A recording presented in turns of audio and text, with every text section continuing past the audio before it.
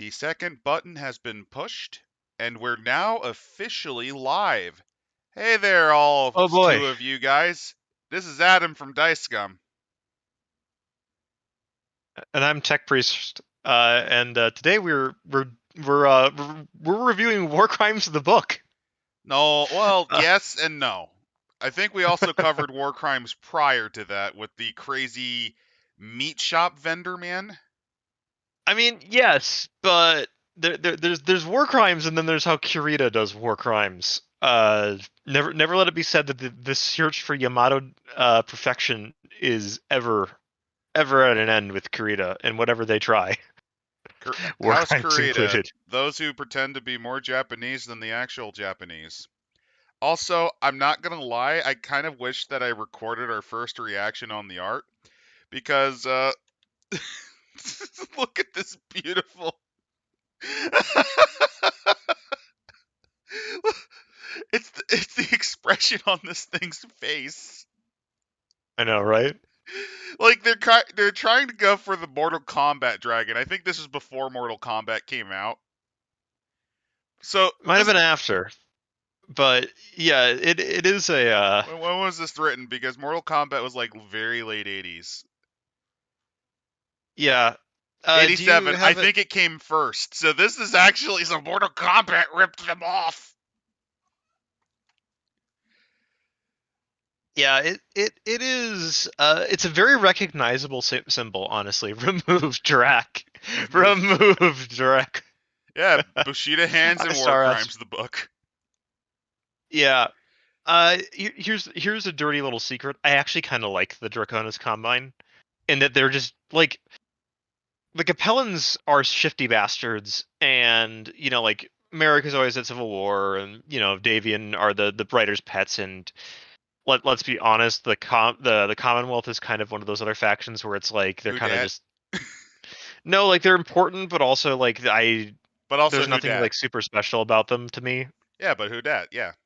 aside from incompetence. And then meanwhile you got Kurita, who are simultaneously competent, incompetent, bloodthirsty monsters, and also like have the weirdest taste in mech design. Yeah, there's a Uh, reason why I used one of their mech designs to show as the title card. I forget which version of the was it the Hatamoto Ochi, I think it's what it's called. the Hanamoto Chi, yeah, like It's the one of Combine its has a heavy very variants. I think it's the Suna variant.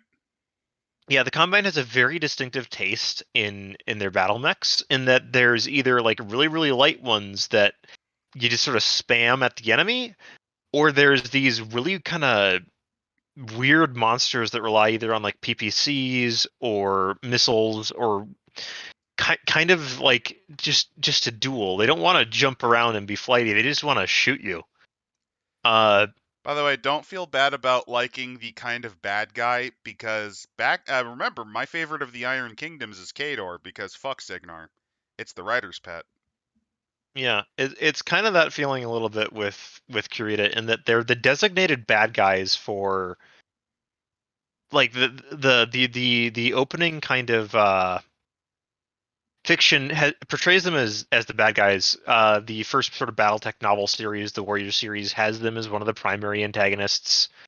The Great Death novels feature for the first two books the Kuritans as the main enemy of Grayson Death Carlisle, the main character. There's a lot of history with them as sort of the bad guy faction, but they're kind of endearing because of that almost.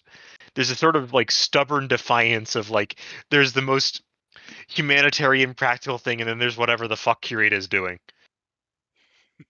Like they will never turn on an opportunity to be unrepentant conquering assholes, and that's kind of endearing. And that's why I like Kador. Also, I don't know if Kurita has the same problem, but the reason I like Kador is it's not just their aggressiveness. I mean, that's part of it, but not the big part.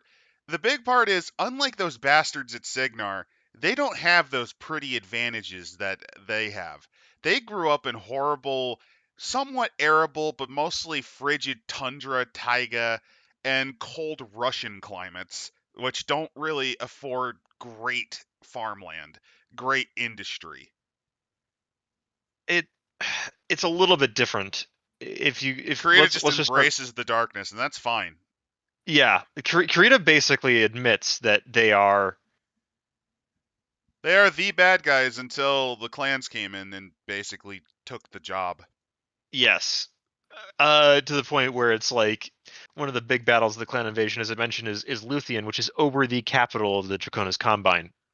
They win it and proceed to be kind of in a weird spot for the rest of the lore so far. There's the logical and or moral way, then there's the Drac way. That's very true. Drac mech's They fast do with long range weapon and fist, probably. Oh, they look kind of look do, at Derp yeah. Dragon. I love this take on the Derp Dragon. Oh yeah, I like it too. For trying to recreate the kind of Eastern dragon, it kind of looks more like a Welsh wyvern or drake, Moonworm. That moonworm. might be part of it. It's kind of fun to get into this where we talk about kind of the fact is that they are fanatical, but not like as fanatical as say the Capellans. There's a lot of more flexibility with Kurita in what they do and how they do things. Which They're very already makes them sound more interesting. they're very interesting in that there's a lot of the aspects of like the Soviet style system with them, but also a lot of aspects of like the Imperial Japanese like at its best, but also at its Oh worst. boy. So, with Yeah, that in mind, preface: the Draconis Combine's the warlike successor state located in the northeast quadrant of the Inner Sphere. Long and bloody one, even before the formation of the Combine. So, they from grew up all in Shitsville, and that's why they're the the way they are. they as I mentioned the western sorry the galactic east of the Inner Sphere is kind of a Thunderdome, and Kurita is probably the reason it's a Thunderdome. Uh, when they say that like the violence of this house will continue into the future, they are not lying. They believe that they have the destiny to conquer the Inner Sphere.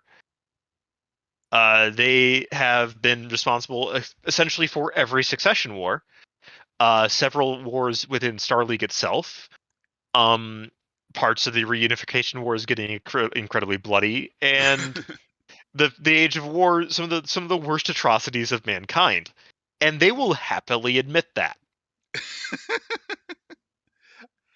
So, I There's could do a hot certainly take on how the Japanese don't admit their crimes, no like but The Cretans don't deny their war crimes. They just sort of say like that happened and we're not exactly the most proud of it, but we did it and fuck you. no, it We do it happened, and again. we're not fucking apologizing.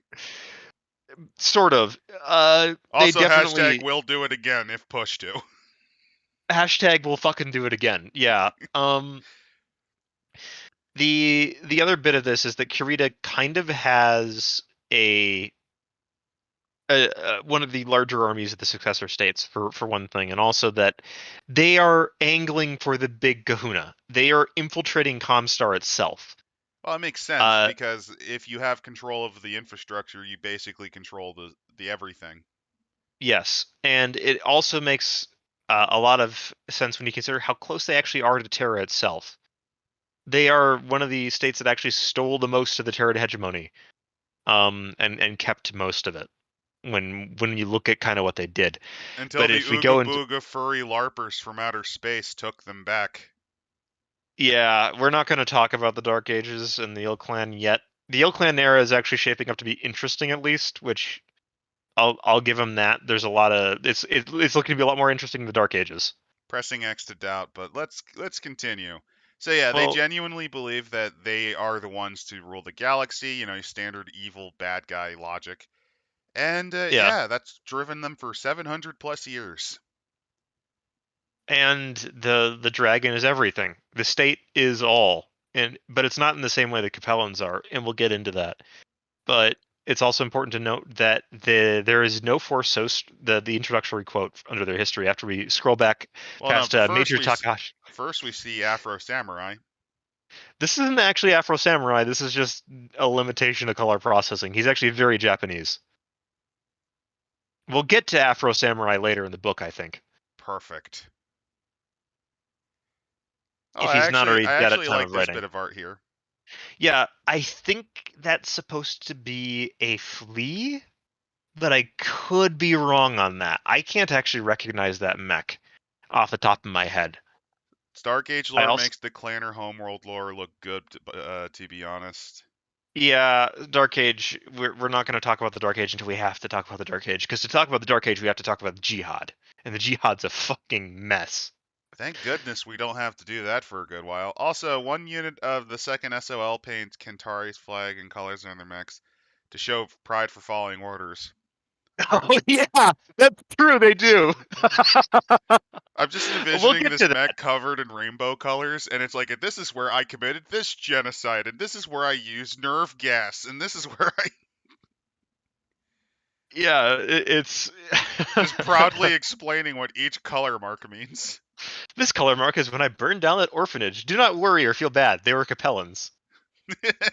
So history shows no force so strong, no statement so persuasive as people's belief that they are the best, that they are destiny's progeny, and the chosen rulers of mankind. They fall for it every time.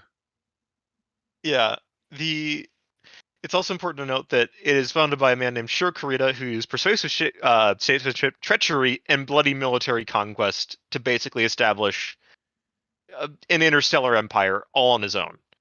You think that's It's badass? It's kind still of not as insane. badass as Pontus's founder. Yeah, Pontus's founder is also pretty great, but this Mithridates the guy's not bad. First, he literally forged a kingdom from the corpse of Alexander's empire with six Yeah, other guys. yeah, That's it. Just six yeah. guys. Just six good men. But yeah, it's important to note that the the Combine kind of becomes an interesting player very, very quickly, much like the Capellan Confederation. So apparently And Shiro is part of the Neo-Imperial movement, given that it's come back from 6 centuries.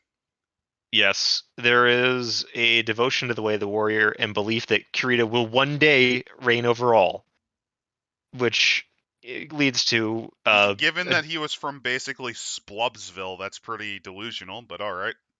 yeah, that essentially a self-reliance that you can look at it as a xenophobia, but it's not exactly that. It's more like we're just better than you. Yeah, it's that kind of cultural arrogance. So he manages to take over a planet and then form an alliance with a bunch of other warlords. Yes, it's kind of neat. But yes, the most obvious legacy, of course, is the dynasty that he founded. But The very first the, thing he did was to destroy the Trading Federation, of course. yes, of course he did. Now, if we go into early There can Kurita, be no trade on the eastern side of the galaxy. There can only be bloodshed. yeah, like western side of the galaxy, you got two major trade leagues. It's all tradey, like trade, trade, trade, trade, trade, and Kill them all. then there's that. Yeah, like I mean, I'll give him this. He basically formed probably the largest of the states by the time he died. almost certainly. But if we look at this, the name itself comes from possibly, again, as mentioned, Admiral Takeo Kurita of Taffy 3 fame. Excellent decision to name yourself after the man who got his ass destroyed by an escort carrier that was partially on fire. No, they never actually hit the Yamato with that thing. He's just like, we've like we did what we needed to do. Like, I don't want to suicide run the Yamato. This is really stupid. Let's go home. It was kind of what he did. He just kind of went. Imagine losing to a baby aircraft carrier. Not only that, but also like not full destroyers, because there were some destroyer escorts there. The Samuel B. Roberts will live in infamy for bullying a heavy cruiser to death. Okay, I will give Essentially, I will give the book this, and by this I mean I kind of want to insult this.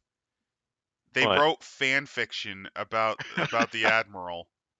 It's supposed to be a recreation in 5 acts of his life or something like that. That's But embarrassing as fuck. then we get in This a is little. real world fiction. This is embarrassing as fuck. This is on.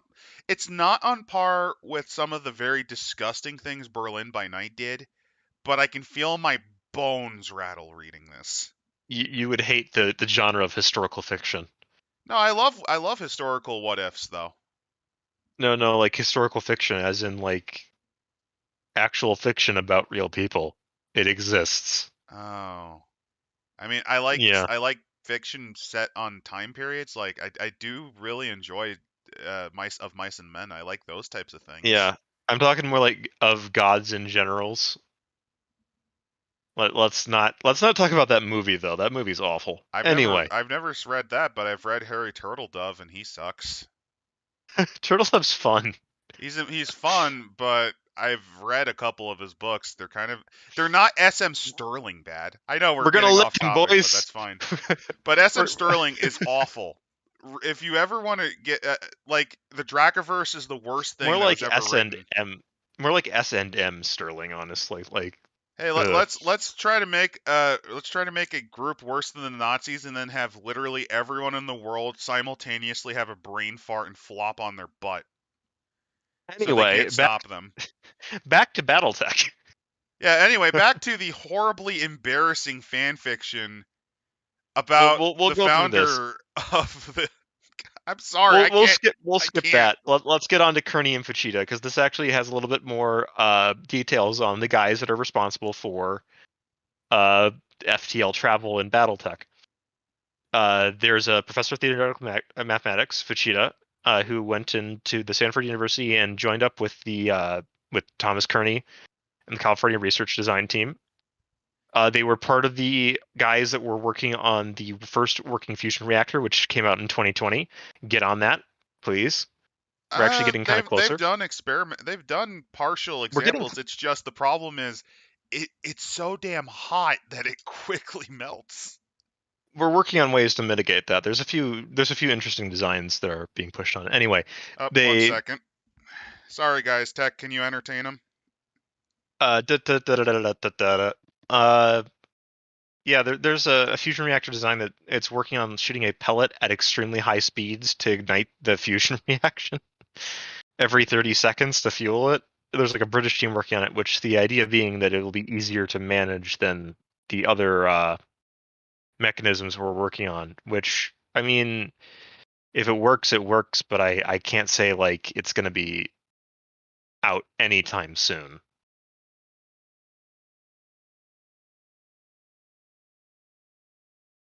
That said, it is kind of interesting that uh, BattleTech, of course, falls into that 80s 90s trope of the And I'm back. I'm sorry about that. well, BattleTech definitely has the whole yellow peril thing kind of going on to some degree, Well, yeah, it's and the 80s and 90s period. yeah, it is. But it's interesting that they go for Japan and China That kind of makes sense and for the time period, though. India when you consider the Free Worlds League to some degree. Kind of neat. Sorry about that. But yeah, so they design a So fusion right, reactor. they help design it, and then they use that to figure out that they're working kind of on trying to figure out if we can accelerate something to faster than light. Now they kind of end up using that fusion reactor for all of this, and it ends up not really working out for them because they kind of start challenging the very foundations of physics as we know it and trying to prove that, which doesn't really go over well with people that are like, you're using the only fusion reactor we have to try to power a thing that could kill us all. What the fuck are you doing? Oh, it was Uh, their beliefs that it could destroy I mean, by that logic, it reminds me of the Hadron Collider a little issue. bit. It is a little bit like that, but also that it was a waste of time. I'm also And reminded of there was actually a hypothesis before we tested Trinity that there yeah, was a small possibility that we that could ignite the atmosphere itself. Yes. because of fusion, we didn't quite know when it would stop. Well, not fusion, fission, when it would stop. Yeah. But yeah, The I think it's more that they tried to blow their load on the only model of reactor they got working at the moment. Because that thing was what, a white elephant? Cost a lot of money to set up initially. Yeah, and it worked, but the problem is that they're trying to use it for a really dumb experiment to try to make something go faster than light.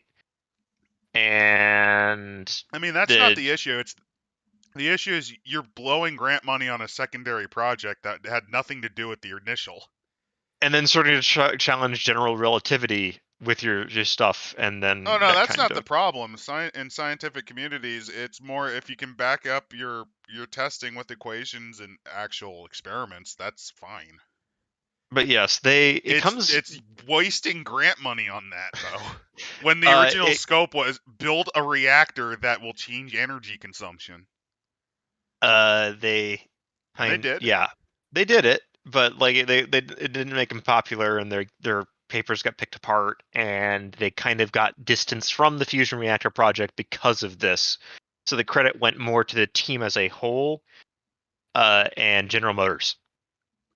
It's better So they meanwhile, noticed though, weird stuff was going on with the fusion plasma and made a bunch of predictions. No, no, no. If you're going to try to because there are a lot of methods and ideas about how faster than light travel works. It's more that they got ostracized. Like I know these people aren't scientists who wrote this, and but they do like it'd be sci-fi. more that they're wasting the grant money and It's more taking up they were valuable hired time. by a company to make a product Well, a research university. and a research university, and they're doing and doing your own side project's not a big deal, but if your experiment might break the machine that you're creating, oh, you're screwed. But yes, the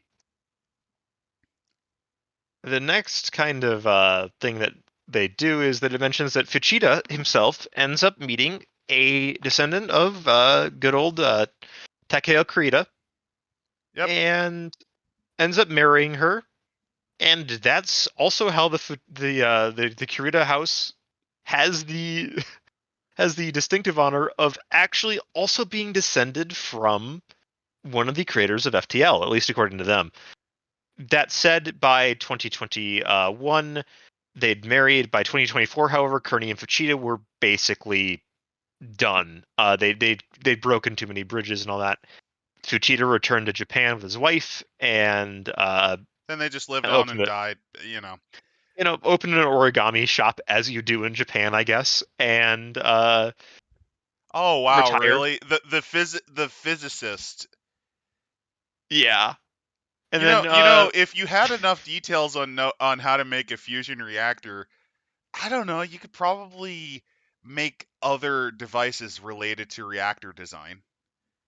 and Why not yeah, open up like a reflector core company where you design reflector cores for reactors yeah, or and mediums? You could just sell heavy water. I don't know.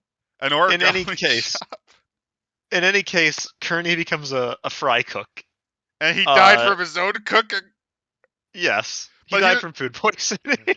so my big question, besides his cooking being so bad it killed himself, why would a high? Like I know that this is kind of the example of they've just failed so hard that they got disbarred from everything.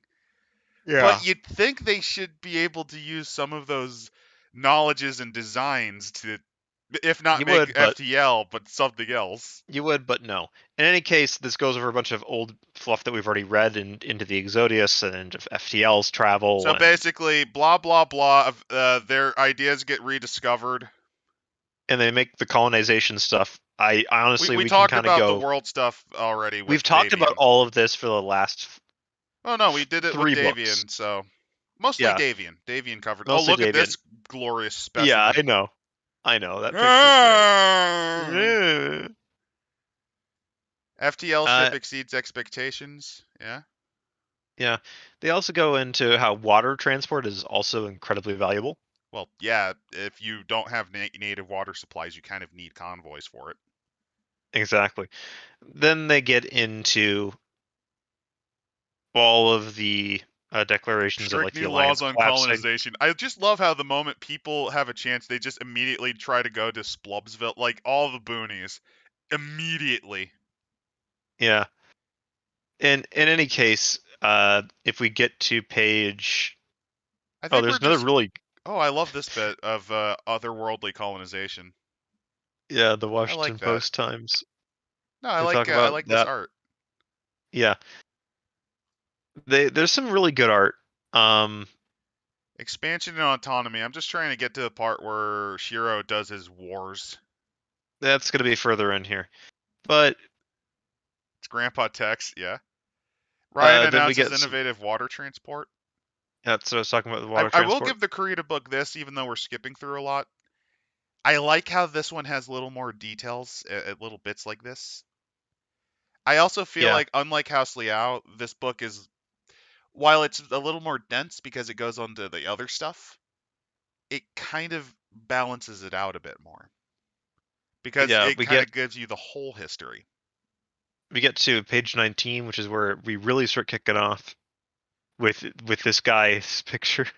The beginning of the end. This is the end of the Earth Alliance thing. That's page 15. I'm talking about the page number on the book itself. I see, I think, a traced copy of a Japanese soldier from World War II.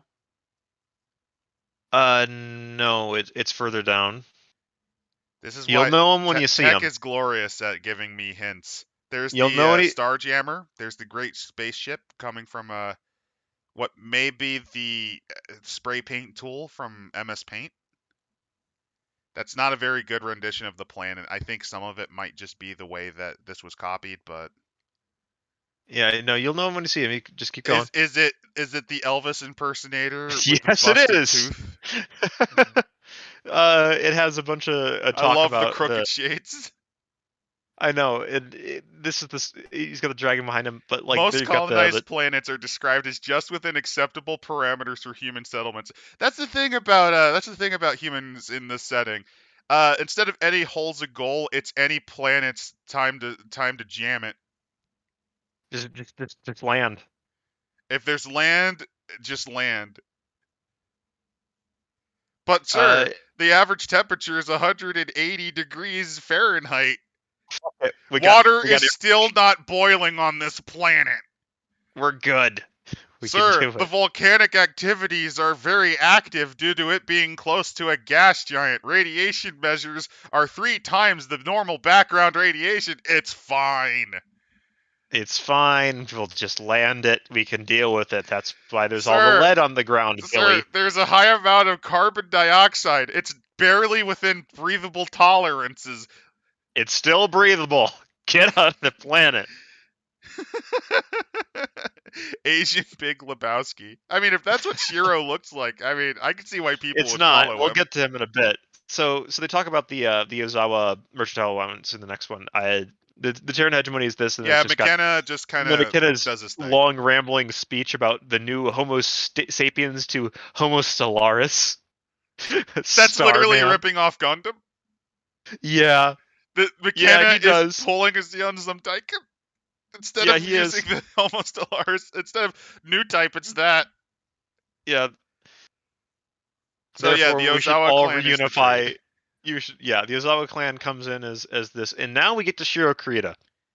Yeah, because one of the planets that was part of their Concordia was New Samarkand in Galadon. Yes, these are two of the most important worlds to the Federation, not to the Federation, to the Combine, and we'll get to why. But And I actually like their logo. Kind of reminds me of yes, Sputnik. it's But quite fun. the reason why Kurita was probably able to get a decent amount of influence is right here. Though not outrageously wealthy, the Ozawas had done well enough for themselves at a time when most colonists were barely able to scratch out a meager living. They were not subtle about their wealth, and this rubbed off of their merchants, whose politeness was always tinged with heavy arrogance. So that's these leaders, these elites, as I'm going to call them, are very arrogant about what they have, and a lot of people in this region, because of the insanity that is Battletech humans settling splubsvilles and living in shacks, But yes, the poors realize these guys have money, and one of those poors is Shiro Korita. his father is a strict disciplinarian and a devout follower of the 17th century Japanese samurai culture. So New His father is a Samarkand, fucking weeb. well, no, here's what happened. His family was exiled from Japan on Earth Most likely, because of yes. their hyper nationalist leanings. Because this actually makes sense from. I know I make fun of this, but this kind of makes sense in sci-fi because Gundam does this too. The reason why Xeon forms is because We just the, take all the dissidents and we put them over well, here. well, not only the dissidents but the pores. I'm not kidding. They had a program to Uh, kick all the pores off of Earth so that it remained a luxury world for the rich. Brilliant. All right. So So Shiro being successful and a radical makes sense with this in mind. it's also that the planet itself is basically in a warlord era. Oh, I There's like love about warlord planets there's like half a dozen city states ruled by a bunch of feudal lords, because and feudalism has come back. It kind of makes sense due to the way FTL limits communication. at this time, yes, and Shiro starts to fall. The revival of slavery is concerning, but Well, we'll get back to that. So Shiro is the older brother, and his Urzin is the younger. They're both kind of learning how to control things, and eventually becomes well, they the learn how Lord to of. murder because they're crazy neo-nationalist dad who believed that the Imperial Japanese state did nothing wrong. Yeah, so they managed to take over the city-state of Yamashiro at the ages of 24. My Shiro is guess is also it was like the very 222 incident. yes, Shiro is very innovative and manages to make an offer for consolidation with two of the other ones, and then Well, here's how he took over Yamashiro. He basically, because he knows ritual dueling, he murdered the warlord, and with wit, either won over the other officials or threatened them with blackmail he dug up to become yes, warlord of Yamashiro. yes. Now he It obtained enough helps. evidence to discredit everyone. Decides to be the gracious host for all the other warlords. Let's all get together and talk about this. Let me guess, he's gonna red wedding them. No, the two that he says we're going to create a single ruling government, and there were two that it showed that, and then three that didn't. The two that showed, he was an amazing host to. After he showed them all the blackmail that he had on them. Well, yeah, and they probably realized rapidly. Well, I mean, on the bright side, at least I'm not gonna wind up like the three. Well, you see, the uh, the lords that didn't come. Well, Shiro left a little surprise with them. Urzin had set it up, who Oh, is his I younger like brother. that. They cleverly hid assassins among their guards. Yes, they did, and they used this opportunity to get rid of them and declare that Samarkand has a new ruling government. And for And it's that the matter, Kurita. the other lords are treated just fine. He then of course makes a organization and looks at the Ozawa, and well, they're fucking assholes. Yeah, So because the Ozawa are arrogant shits. By the way, Coyote, the Drac early game where no one's calling Shiro's bluffs, on Samarkand, it's more along the lines that he would just publish everything. yeah, Yeah, they they could they, kill they him, but they'd be ruined and the riots would begin. yeah. So that's kind of how I did it. And here's Urzin. So he And might. Might be where his bluffs should have been called, but we don't know. we don't know. Sometimes people just get lucky. Look at Oda Nobunaga, for example. Like the man had luck until he didn't, Well, basically. I wouldn't say it's luck. He also had enough skill because one of the things he did that a lot of other lords didn't during the warlord period was he treated commoners as actually valuable instruments. Yeah, So a lot of he peasants. gave them guns and trained them, and also was willing to cheat, at least in honor Yeah. duels. So he looks through all this. What a surprising family rivalry. Uh, I mean, Urzin has an eye patch. That means he's a bad guy, especially with but that yes, goatee. Galadon is a neighboring planet that has a lot of other problems with Ozawa. However, the problem is that there's nobody else in town. Now, guess what Yeah, on Kurita does? Samarkand, yeah, because also on Samarkand, yeah, he killed off the Ozawan merchants most likely, or at the very least tried taking their money. But He's got a plan. He's got a plan. yeah, So because the Ozawas made so many enemies. yes, so he makes a deal and he convinces the Galadinians that the Ozawans are going to fuck us up. So we're going to create a Alliance of Galadin, who Shiro will lead, because, well, I like like the Galadin is basically saying that like he's not saying that New Sarmakan is going to be the most important word. No, it's going to be Galadin. Admittedly, I'm going to control that, Now but I will. this is where they probably could have called his bluff. Yeah, but at the same time, it's like we're going to see if we can get some other roles into here. We're going to call it the Alliance of Galadin. I think that this is a good idea, Because which there's only looks one proper name for such a gallant confederation. exactly. He's flattering the shit out of them, and they fall for it. The Nanita Provlosk and Severodolosk join the alliance, and the Merchant Association has, at this point, started to try and raise transport fees for the member worlds in the alliance, which convinces them even more that the alliance is a, Is not the only merchant. needed, but we have to destroy the Ozawa. Yes. So there's a bit of a fight on Sverdlovsk, which is technically neutral. In that Shiro takes a bunch of troops over and takes the planet, Yeah. and no one calls his bluff. Well, it's most likely because the Ozawa didn't think he'd be dumb enough to try. Yes. Also, in the meantime, each newly I will populated say world. Sverdlovsk does deserve to get made fun of because they had no standing army. Yeah. I It mean it kind of. that's a bit of Kleiner tier writing there. I mean that's on their Any list. government that does not side, this is actual lines from him. Any government that does not side with me is against me. Any man who does not help me hurts me. Anything that does not provide aid is in my way and must be destroyed. How many of you imbeciles must I kill before you begin to understand this? And then It's just a he direct burns quote alive from on Shiro. Mustafar because that sounds exactly like the Oh shit my Anakin god. was screaming in episode 3. I know. So he's basically he once he's got control, he drops all pretenses and out comes the whips. Uh the Alliance of Galadin eventually by 2310 has a grand total of 30 worlds, and he's just maneuvering politically and taking them all out. It's divide and conquer. Oh, here's something fun. The populated world agreed to send a percentage of its citizenry to New Samarkand for indoctrination and training. On one occasion, a planet failed to do so, falling short of its quota by less than 20 people. 3 months passed, and the world lost double the required percentage in mass executions. Yes, no world ever mixed its quota again.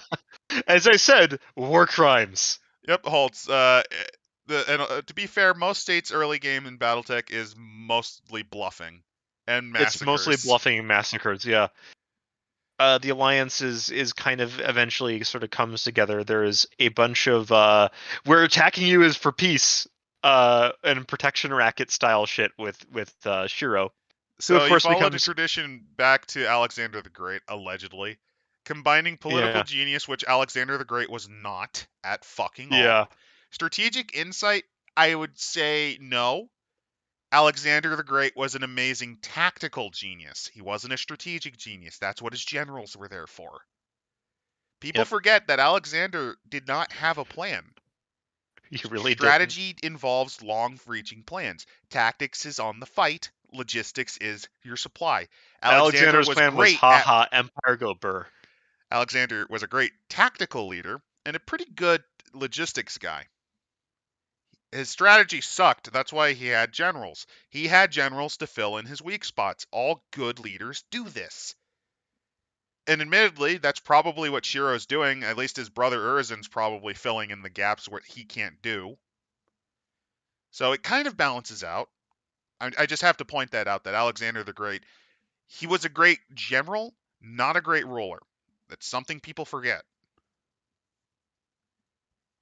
But yeah, Shiro basically hijacked the Alliance of Galadin. It's Yeah, as you do. He writes some letters about like saying that like oh yeah they might suffer and we're making all this war stuff but it's serving the greater goal which is galactic conquest. well, on top of that, it's also guaranteeing that these nations are loyal to us, Yes, and by us I mean me. the way of the dragon is kind of fun. where he It makes talks on sense the though. next You page. take a good portion of the planet, indoctrinate them to serve as your equivalent of the youth guard, and then when people try to start shit, you just have those loyal goers just violently take care of them.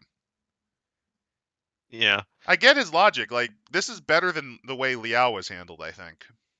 Yeah.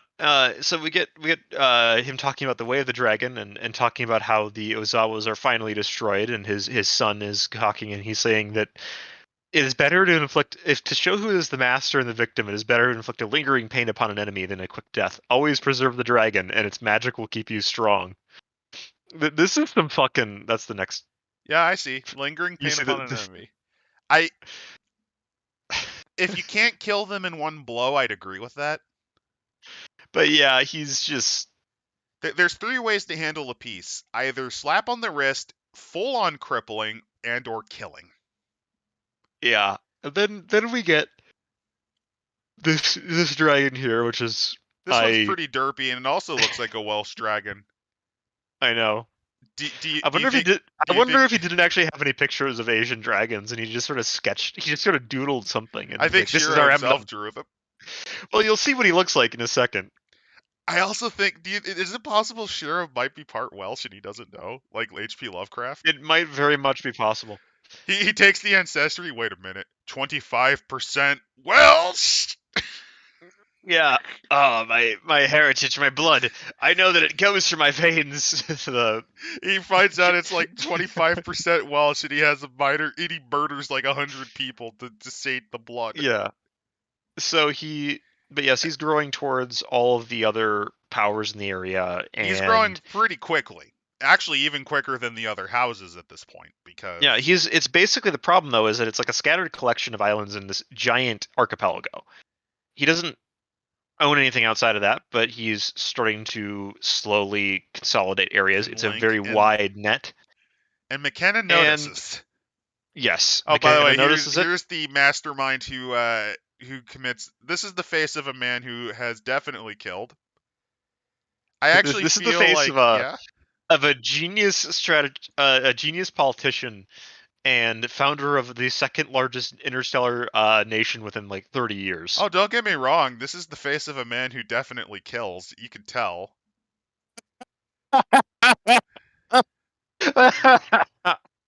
Yeah, he's a man that kills and loves it. You can Oh see my in his god. expression. Uh, I Maybe not genius. If I had to use this guy's picture for anything, I'd actually say if he was a genius, it's in the sense that he's a master shit poster who I does a mean, bunch look of at stupid this. gambits and that Yeah. pull off. In any case, he basically he basically tells I love the the expression. It's so great.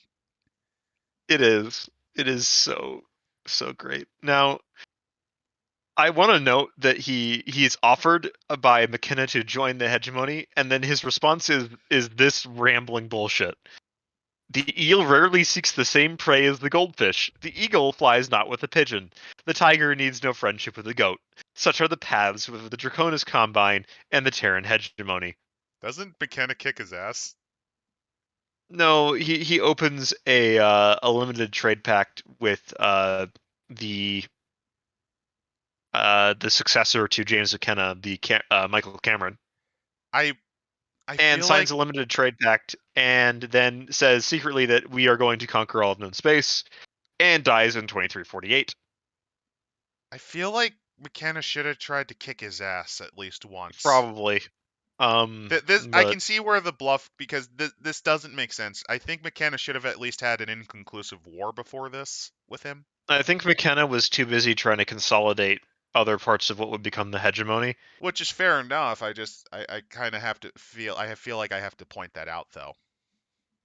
Yeah. So yeah, Kurita gets away with it and dies. Can't keep getting away with this. They'll get away with it. Oh, hey, here we go. War against Rosselhog.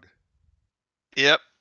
So I kind of love that the first mention we really get about Rosselhog is that they got fucking eaten by the Drax.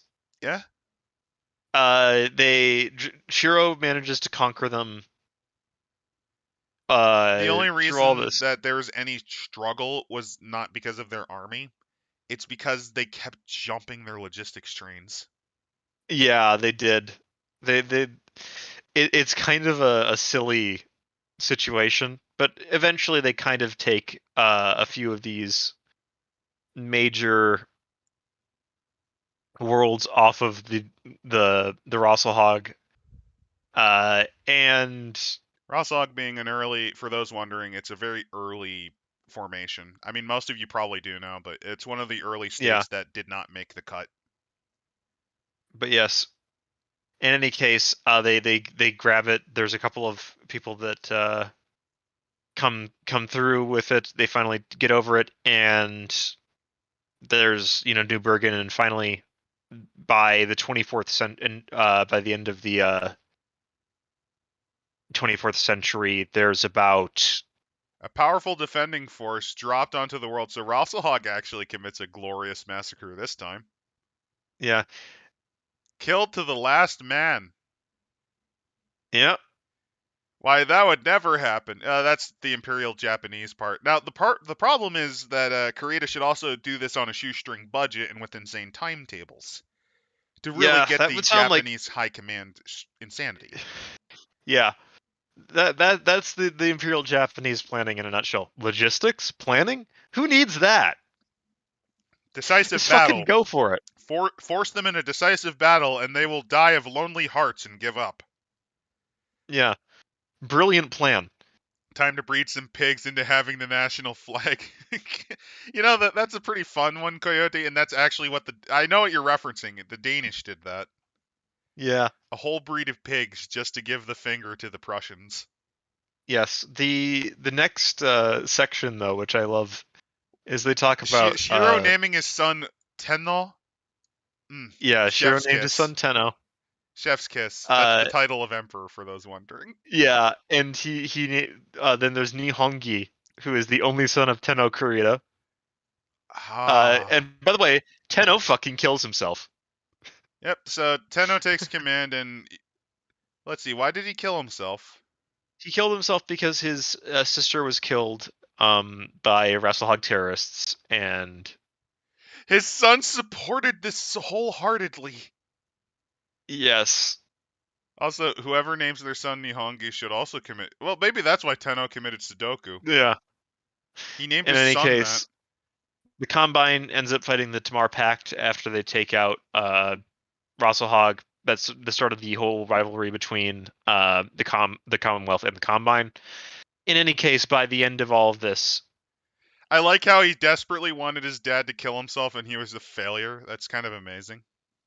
yeah, there's a few other bits where there's some intrigue where a guy gets killed with a shovel, but in any case, by the Age of War, which is like a couple pages down, we Yep, get race to another arms. fantastic piece of Basically, art. they're building up. Age of War.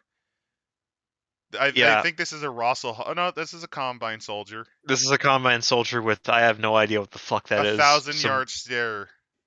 1,000-yard stare and a laser gun, I guess. No, that's a toilet gun. That's a zip gun that he made out of plumbing parts. Yeah. Rosselhog terrorist, also known as the largest brass balls in the inner sphere. Yeah. Oh yeah. But in any case, there is finally the Ares conventions. Oh no, Pagan. They're not called emperors. They're coordinators. Yeah, they're coordinators, not emperors. Totally different. The emperor is still on Earth. Now they finally get like the raids on Hesperus, and they talk about the mechs appearing and all that. And Kurita is one of the first ones to adopt a battle mech once they can get their hands on it, and they decide to grab the top to strike Tamar with them. By the way, the best part about this is for the first of the Age of War, Robert Kurita was angry that he was not the one to kick off the Age of War, and that it was the fucking Yes. Capellans who beat him to the punch. Yeah. Kurita's like, no, that's our thing. We're supposed to cause massive amounts of bloodshed. Yep. Beautiful. Yeah. Robert Kurita signed the conventions themselves, and of course, there's a push into the Kurita family's stuff. There is A bit of a problem, though, which is that there are some bastard children, which results in a bit of an obsession within the Kurita household about preventing such things from ever fucking happening again. Well, it's a bad idea to usually have influential bastards. It's more that the Kurita bloodline itself is perfect, and the Von Rohr's bloodline somehow got in there and almost ruined everything, which is our glorious destiny to conquer everything. I like how Parker, if he couldn't follow Rob's will, he did nothing. Yeah. In any case, There's always something to upset the most careful of human calculations. and then it is not the people who freely call bastards that worry me. It's those few that make me very, very nervous. Never trust a genuine bastard. You don't know where he's been. Yeah? They then go into talking about basically The the Honky takeover. I love how the writers think that that's a genuinely good name.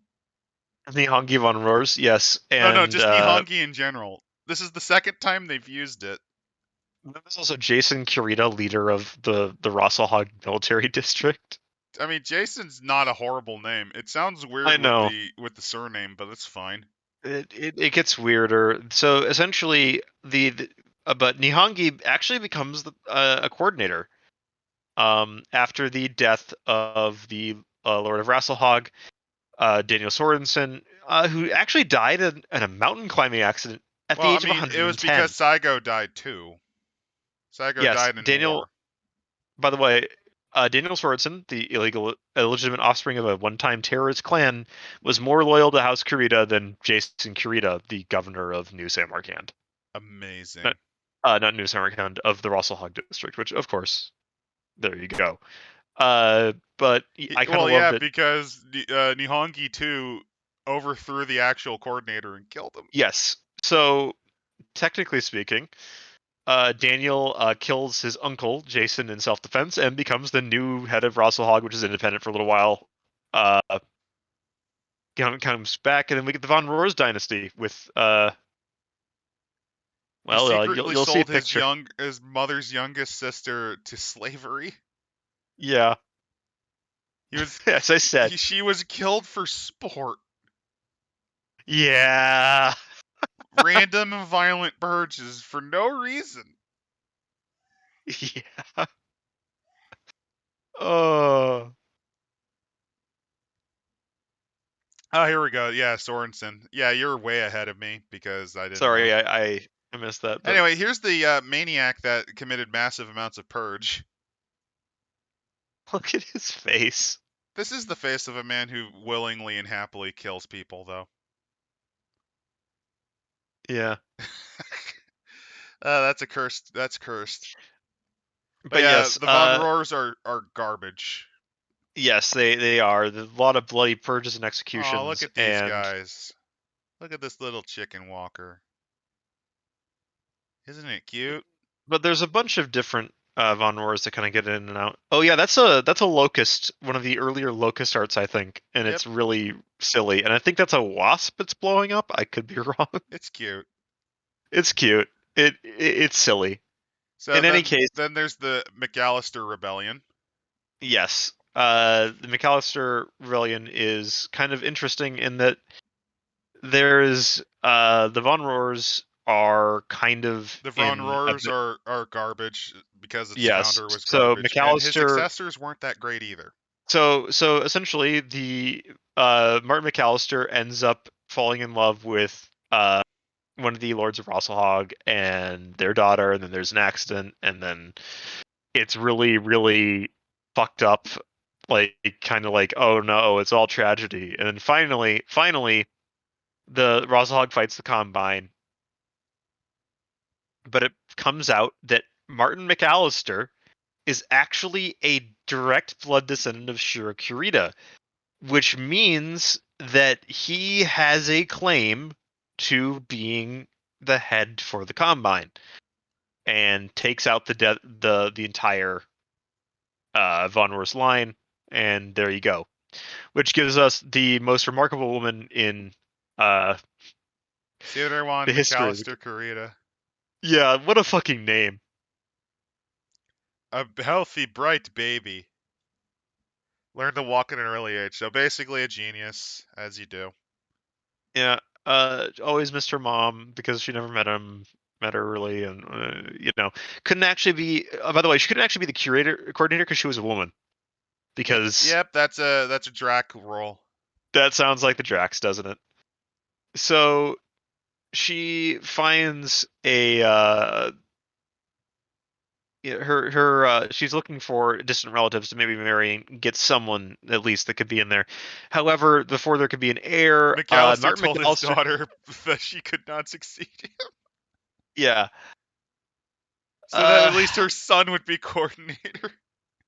yeah. So, however, before Martin And this is, McAllister made any look at her succession, face. This is when her dad told her, "You can't inherit." she's like, Even though "Bitch, watch me." McAllister was a fucking, even though McAllister wasn't even a fucking Korean until he figured it out later. Yeah, he was a bastard. And Which is then what he makes goes it full funny. retard the moment he figures it out. By the way, Martin McAllister gets murdered by some woman that he in his bedchamber. So who knows? Now there's no close male creators. All creators are equally uh, far away. So everybody As sort of brevet says, coordinator, yeah. In reality, she finds it was bad enough that a woman would sully the great Korean throne. Sorry, I yeah, can't. I know. Look, I know Also, there's she's a thing called Salic law, but there's but just yeah. something about it that makes your head go, "What?" In any case, she finds a quiet, intelligent, and unambitious husband and puppets him like a fucking master. You know, as you do. Until, of course, he dies from unknown causes, which are noted as maybe bad sea fish. Although it may be also a case of just to prevent him from getting ambitious. Yeah, so she kind of becomes regent and teaches her son how to be there. She only Yep, that's the expression on her face when she just killed her husband. There you go. yes, her son wasn't exactly the greatest, but Is the one with she the stepped down longest when he living was members. 40. Yeah, yeah. House Yeah, Kurita is pretty good about keeping their nobles alive. yeah. In any case, she becomes known as the Dragon Lady, and her son's basically her puppet. On And top of she that, she tries to she's effectively actually create a shadow court using the wives of the she's actually nobles. yeah she's actually the coordinator until he is 50. Yeah. Sorry, 40, and then steps down as an advisor. Now she also is one of the people that pushes the hardest, I think, for Star League as well. Well, also it's because Hehiro had one big flaw. He couldn't believe the worst. Believe the And worst. He couldn't. He was an eternal optimist, which is not the greatest point of view. no, he's It's a helpful, peacemaker. but that's the Yeah, exact opposite of the Korean way, which is murder, murder, murder, steal, murder, murder, murder, murder. yeah. Now, with that in mind, uh, they join Star League. He's actually the last to agree to sign it, And it's only and because she stepped down that he did.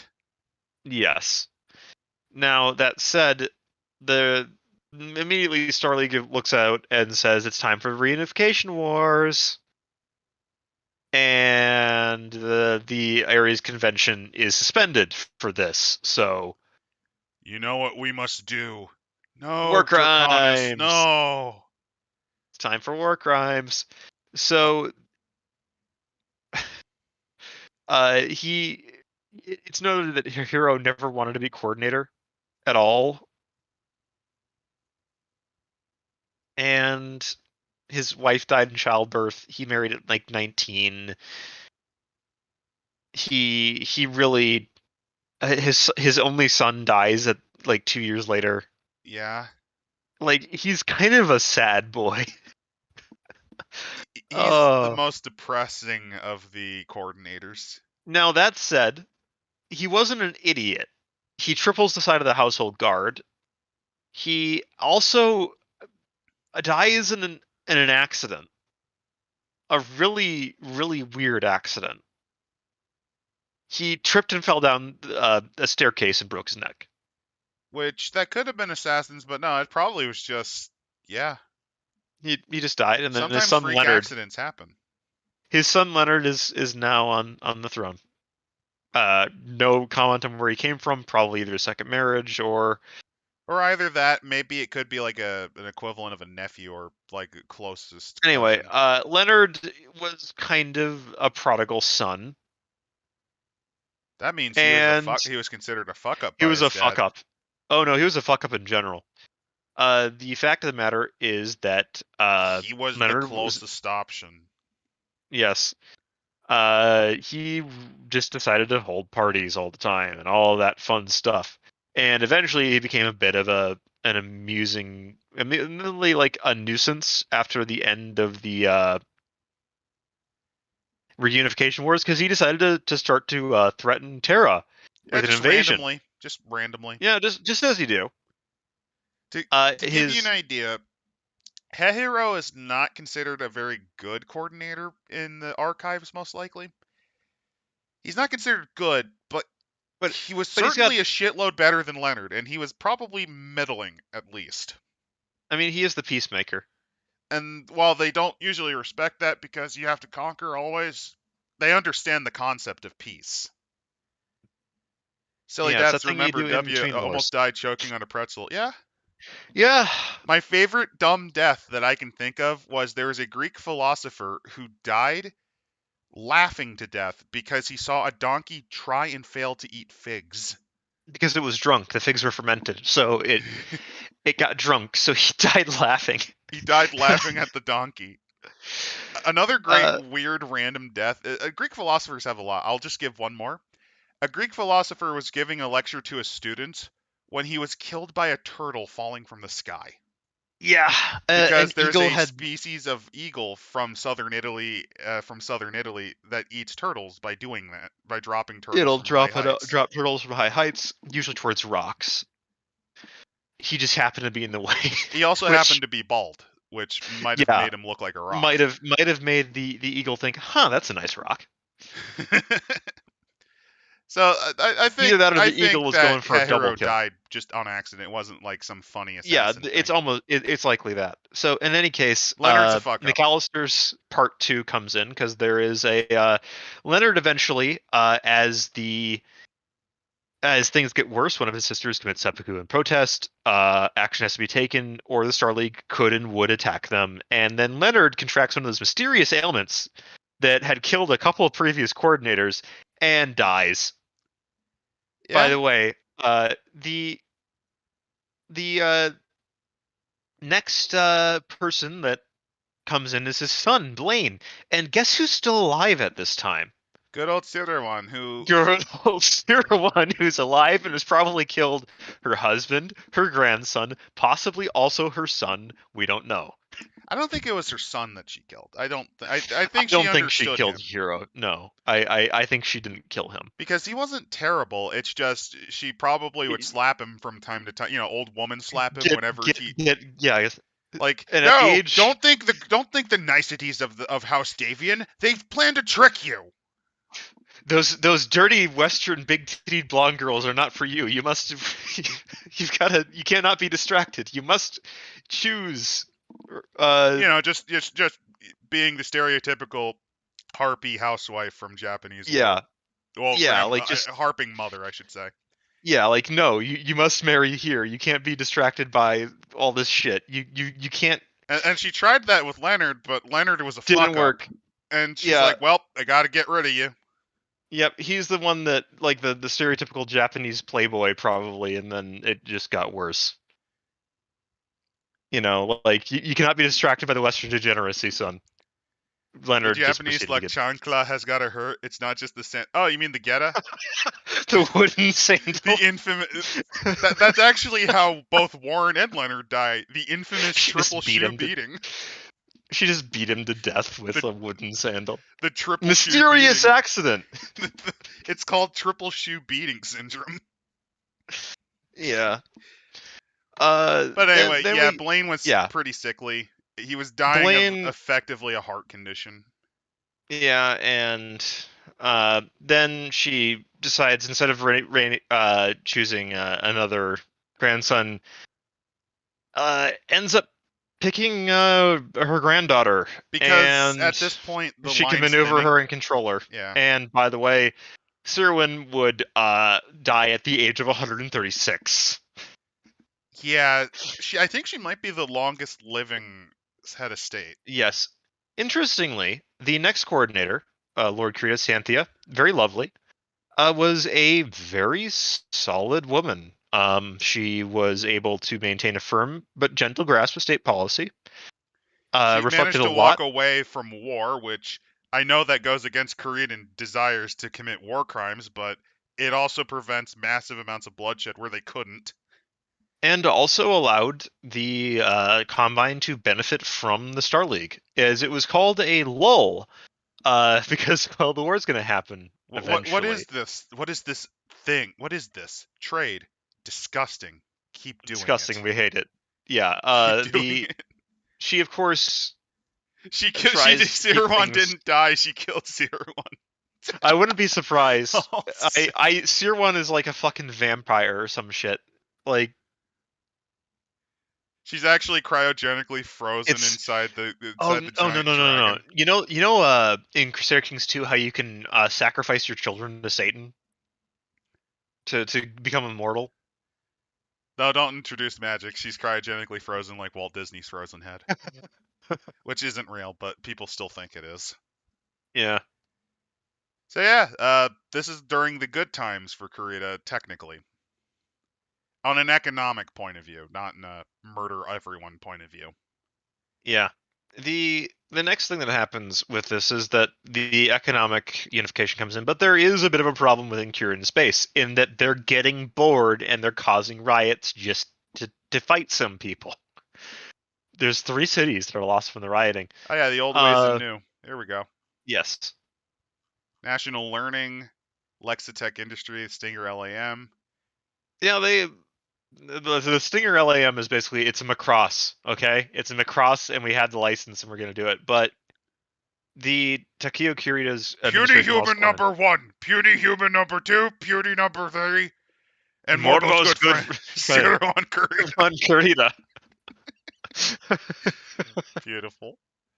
That's great. But yes, Urizen Kurita would succeed Or is in the Cynthia second? when she resigned.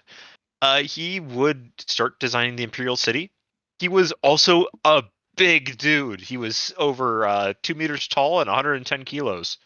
So the tallest Japanese man to ever exist.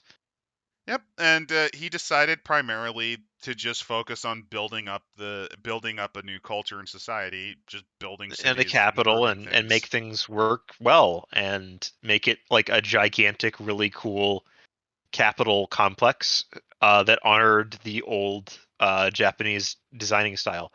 And national learning and all of that, and also make sure that the HPG came in, and also to have an independent weapons design program. Which the These were, Cretans they had on a limited degree, but for mechs not as much. yes, he was the one that really pushed it, which is what gave us the Stinger Lamb. Now, Here's a fun fact about the dude. He also retired. It's not often that you see heads of state retire. He did. But rather than just, do the standard Zen garden thing, no, he decided to then just kind of retire by running a state government. yeah, He it he ran he ran as a planet governor for another 19 years before getting run over by a truck. He got isekai'd. you got isekai'd. That would actually be a fantastic isekai. I'm Here's a mech pilot Isekai. and head of a interstellar state that commits war crimes, and now I'm in a magical realm with battle mechs. No, a magical realm where you ride giant monsters and control them. He gets isekai to Pokemon. He gets isekai'd to Pokemon. Can you imagine? Just this gigantic dude just It's gets. called Team Dragon, and it's led by Urizik the Second. He runs the evil Pokemon team of that region. Why not? I mean, by their standards, because he commits war crimes. Bushido and Battletech doing? Oh no, they're bringing back Bushido again. Yeah. They pushed this very hard. Very, very hard. So Urizen was great, but he also did this, which was a mistake. By the way, I think this is Urizen contemplating where to build the new city. Yeah. I also smoking Yeah, he and liked his with a rifle. cigars. Yeah. So this also comes into the fact is that the militaries of various planets get cut down, and this starts what's known as the Hidden Wars to some degree. Uh, one of which is the various Mech Warriors, the Kurita military that are out of work, start becoming duelists, basically, Yeah, and then teaching dojos of Mech Warrior hood, which is actually kind of neat. Now, this also means that they would challenge various Star League units and beat the shit out of them, which would lead to the Gunslinger program. Magic Bushido hands also dest. Yes. Oh, also Uh, a fun fact: because of because of Urizen's reign, while it was mostly good, him opening the genie of the bottle of reviving the Japanification that I think only Shiro to a degree pushed. yes. It This caused massive tensions. this created the ISF, the Internal Security Forces. Well, Now, it had to be created because a combination of not following Shiro's demands of the Way of the Dragon and the pushing of a culture that a lot of the states didn't believe in, a lot of the planets didn't believe in. yeah, Not all of them, but like a good caused chunk of it. problems, A massive set of riots massive revolts, including on Arak. because one of the things being heavily pushed besides Japanification, an official language, was religion. Shinto, here we go. Budo Shinto, So, actually, like a fusion of the two. yeah. Now, that said, it's kind of interesting to note that they would that again, Urzen was pretty good, but as after he died, his The sons family were lines became very much more hyper nationalist. yes. Now, this would not necessarily be a huge problem until you knew that the Star League is starting to collapse. And this is where Tech Hero Kurita comes in, also known as the asshole that kind of causes the Succession Wars. Gunslinger program Drax angered an actual samurai got pissed with LARPers that he joined to give them lessons. Yeah, Don't know what that means. Sorry, yeah, sorry, Coyote. that's well, we'll cover the Gunslinger program later. Basically, imagine Top Gun but for mech pilots. That sounds fun. So Yeah, yeah, one of the Simon died. Then yeah, yeah. Also fun is that one of the pilots was legitimately like a little crazy and actually took the gunslinger thing literally and like would wear a.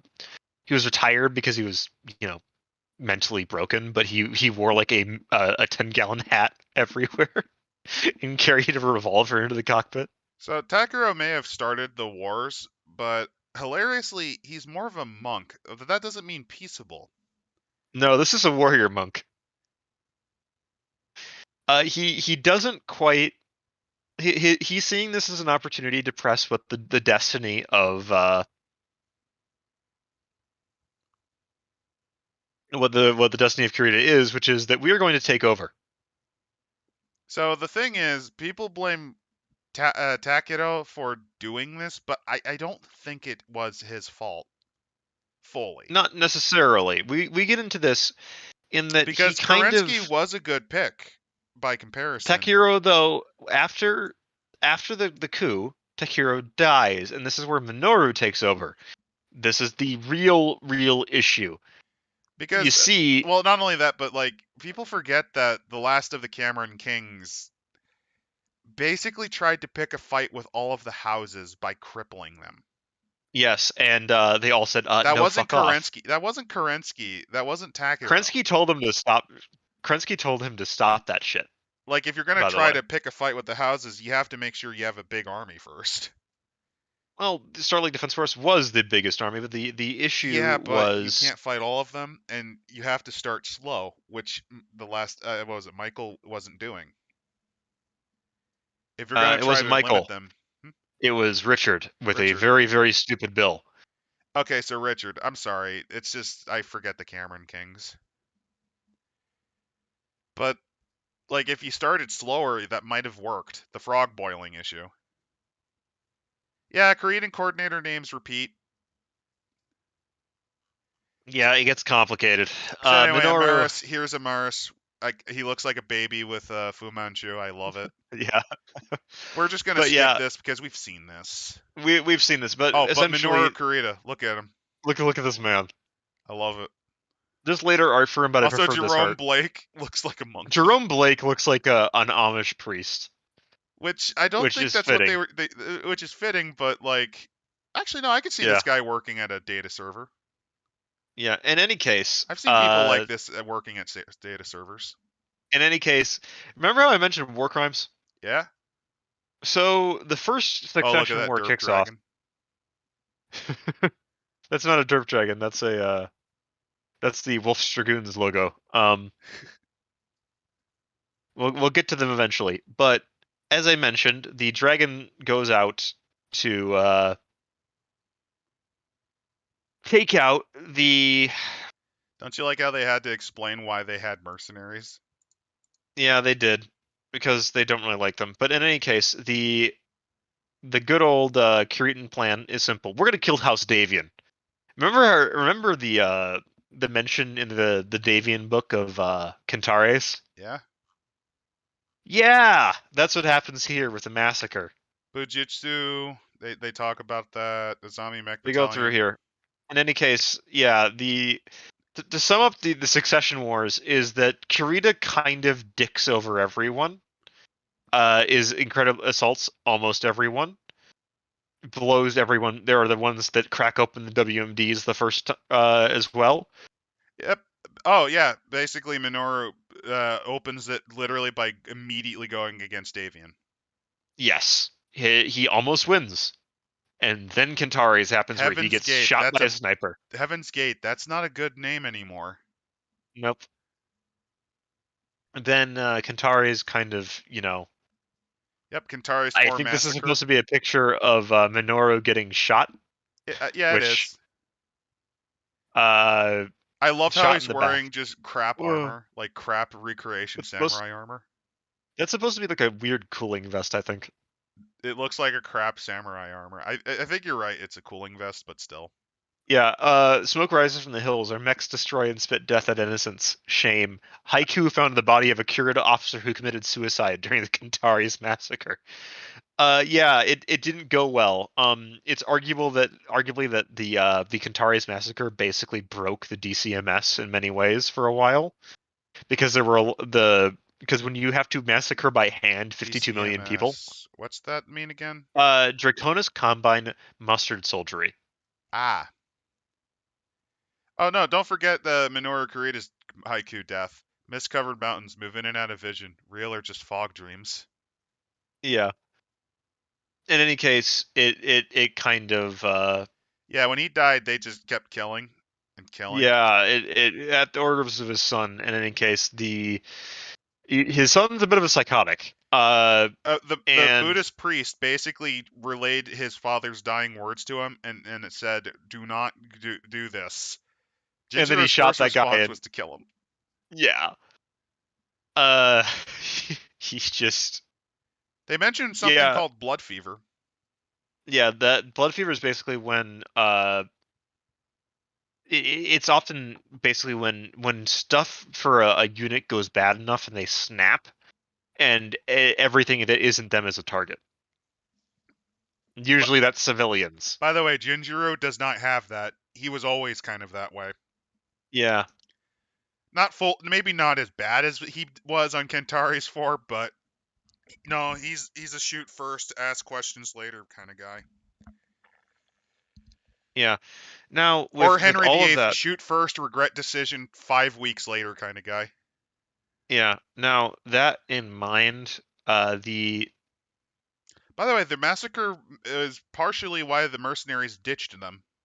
yes, it is, which then became other problems. Now it's also important to note that the offensive basically collapses because of a counteroffensive from Davian takes it all back. There's a bunch of more war crimes To and hell with purges, their and then blasted haiku. All I'm concerned with is seeing them maimed, mutilated, and destroy. I don't give a shit if they write poetry. They're butchers, plain and simple. And I don't give a rat's ass that we might be related. yeah, Abe Naganori. Yeah, fun But fact. yeah, Several people actually left the Combine after this yeah, tournament. there were quite a few that did. The next one is Collapse, which I love the haiku for this one. Threats of fire spark courage. Hero warriors can't retreat or be burned. So basically, he gave a Haiku no orders. retreat. He's giving orders in haiku. Yeah, Jesus yeah. Christ. As I mentioned, he's a bit of a psychotic. But yes, the fact of the matter is that this also is sparking the appearance of blood sports within the Kuritan worlds Well, between what's criminals. kicking their ass isn't Davian fully. It's more that they forgot that Davian, while not super allied, had enough deals with the Lyrans that the Lyrans jumped in The because Lyrans finally decided to get off their ass and do something, basically, is the if summary of Davian that. falls, they know they're next. They remember what they did to the Ozawa. Yeah. Now, Haiku orders yes their ass, but Jinjiro is nuts. yeah, welcome to Battletech. The Combine goes full in on this. Actually, this I think might be Jinjiro juggling knives as he's contemplating which child to murder from this town that refused to obey him. Yeah, also it's important to note that like the rationing begins and it's kind of brutal and the ISF is suppressing rebellions everywhere. Yeah. Uh but yes, the second succession war kicks off I'm and surprised they didn't reference the 7-kill stele with him. Reference but to, if, yes, for those wondering, there is an infamous stele in Sichuan province, China, that was allegedly erected by a warlord there during the fall of the Ming Dynasty, which the warlord was notorious for essentially being a maniac by the end of his life. And the stele goes, I have looked upon the works of men and find them wanting. There is nothing that they can provide to recompense their existence. Kill, kill, kill, kill, kill, kill. yeah. Basically, yeah. And under this man's administration, 1 out of 3 people were murdered in Sichuan province, if not more. Yeah.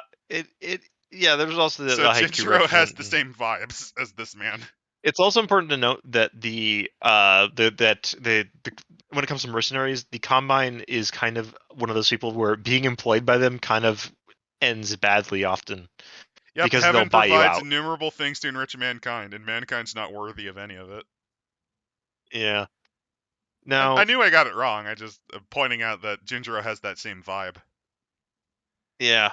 So yeah, mercenaries are completely against Draconis Combine because Anyway, yeah, because they're bad employers. Now that being said, because they like to buy you out basically, where they'll you have to buy your supplies only from them, obviously, and you're not getting paid enough to do it, so you go to debt with them, and then they're like, well, give us all your weapons, and then a deal's a deal. Join our military. yeah, and then they're bombed back to the Stone Age. Yep.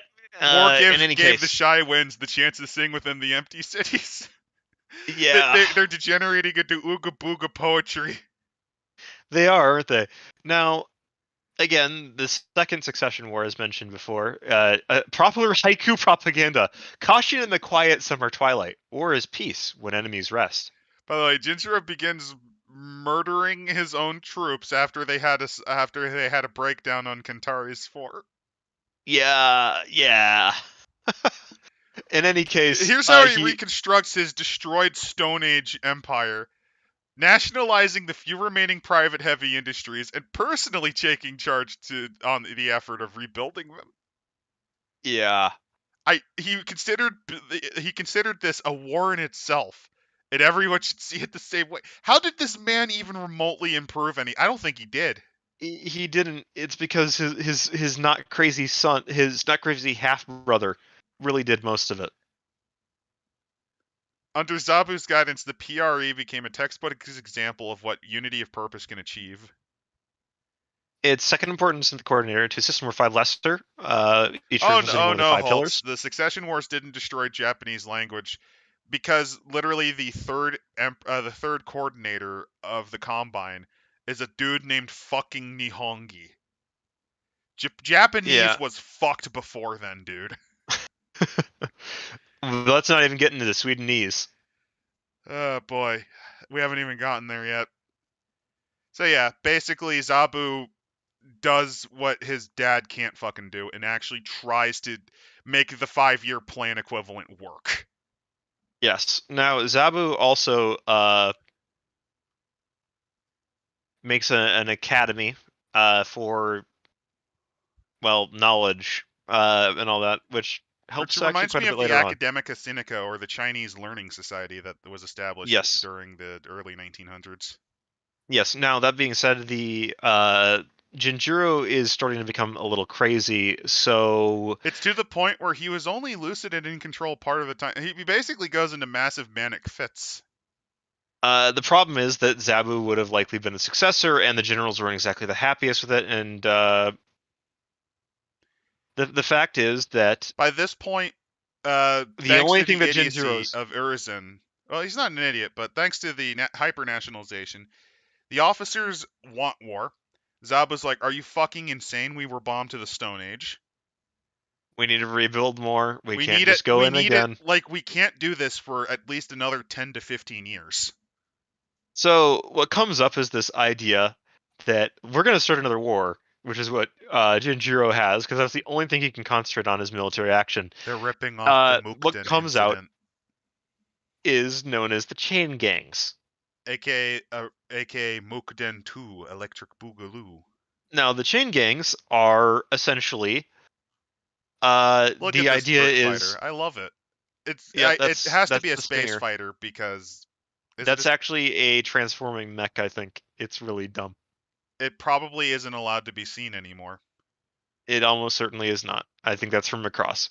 Now, the chain gangs idea is that they would grab a bunch of people that are absolute like criminals, degenerates, Oh god, the Durlo Anger Brigade. and misfit officers, unproductives, people that are useless basically. Give them basic mech training, give them chemical drugs and some basic maneuvers, and then strap them into the battle mechs and drop them on an enemy world. To cause Now, incidences to force a war. well, to damage enemy reconstruction efforts. Now, that being said, a lot of them just surrendered. But plenty of them also inadvertently succeeded. It halted reconstruction efforts in favor of making security more important. There were several months of delays despite the losses of so many battle mechs, and the chain game mission members actually never were retrieved. At all, despite being the promise being, yeah, we'll get you stuff. I feel like And this is a no, waste of resources. it was And it didn't do because shit. Genjuro is crazy. Anyway, Minnesota tribe time. So what you're saying is the Minnesota Vikings live on to disappoint? Maybe. So the Minnesota tribe is I'm an unknown mech envisioning they're unit. dressed in purple. They might actually be. Depending on, well, I think their emblem was the purple state of They're Minnesota, painted in regular army colors, and outside of with a Minnesota. regimental patch with the outline of Minnesota, a geopolitical domain in the North American region of Terra. What Jinjuro also learned was that the regiment was also apparently escorting a fleet of cargo, commercial, and linear jump ships. This fleet, with their elite escorts, apparently had some definite destination, was using uninhabited star systems to reach a destiny pace.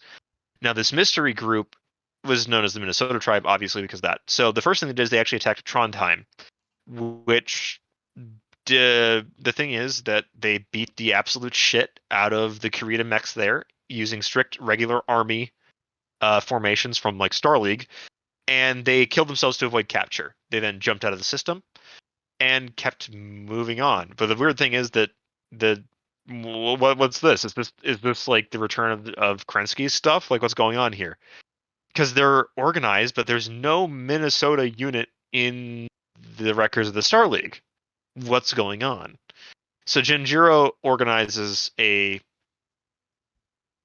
trying to deal with this. Meanwhile, the Combine decides that the Commonwealth decides that the Combine needs to be taken down a notch for all the chain gang bullshit, and raids the Combine, as the Minnesota tribe is also raiding a bunch of different worlds.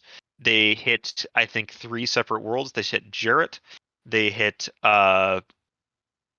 Richmond, and they hit Trondheim.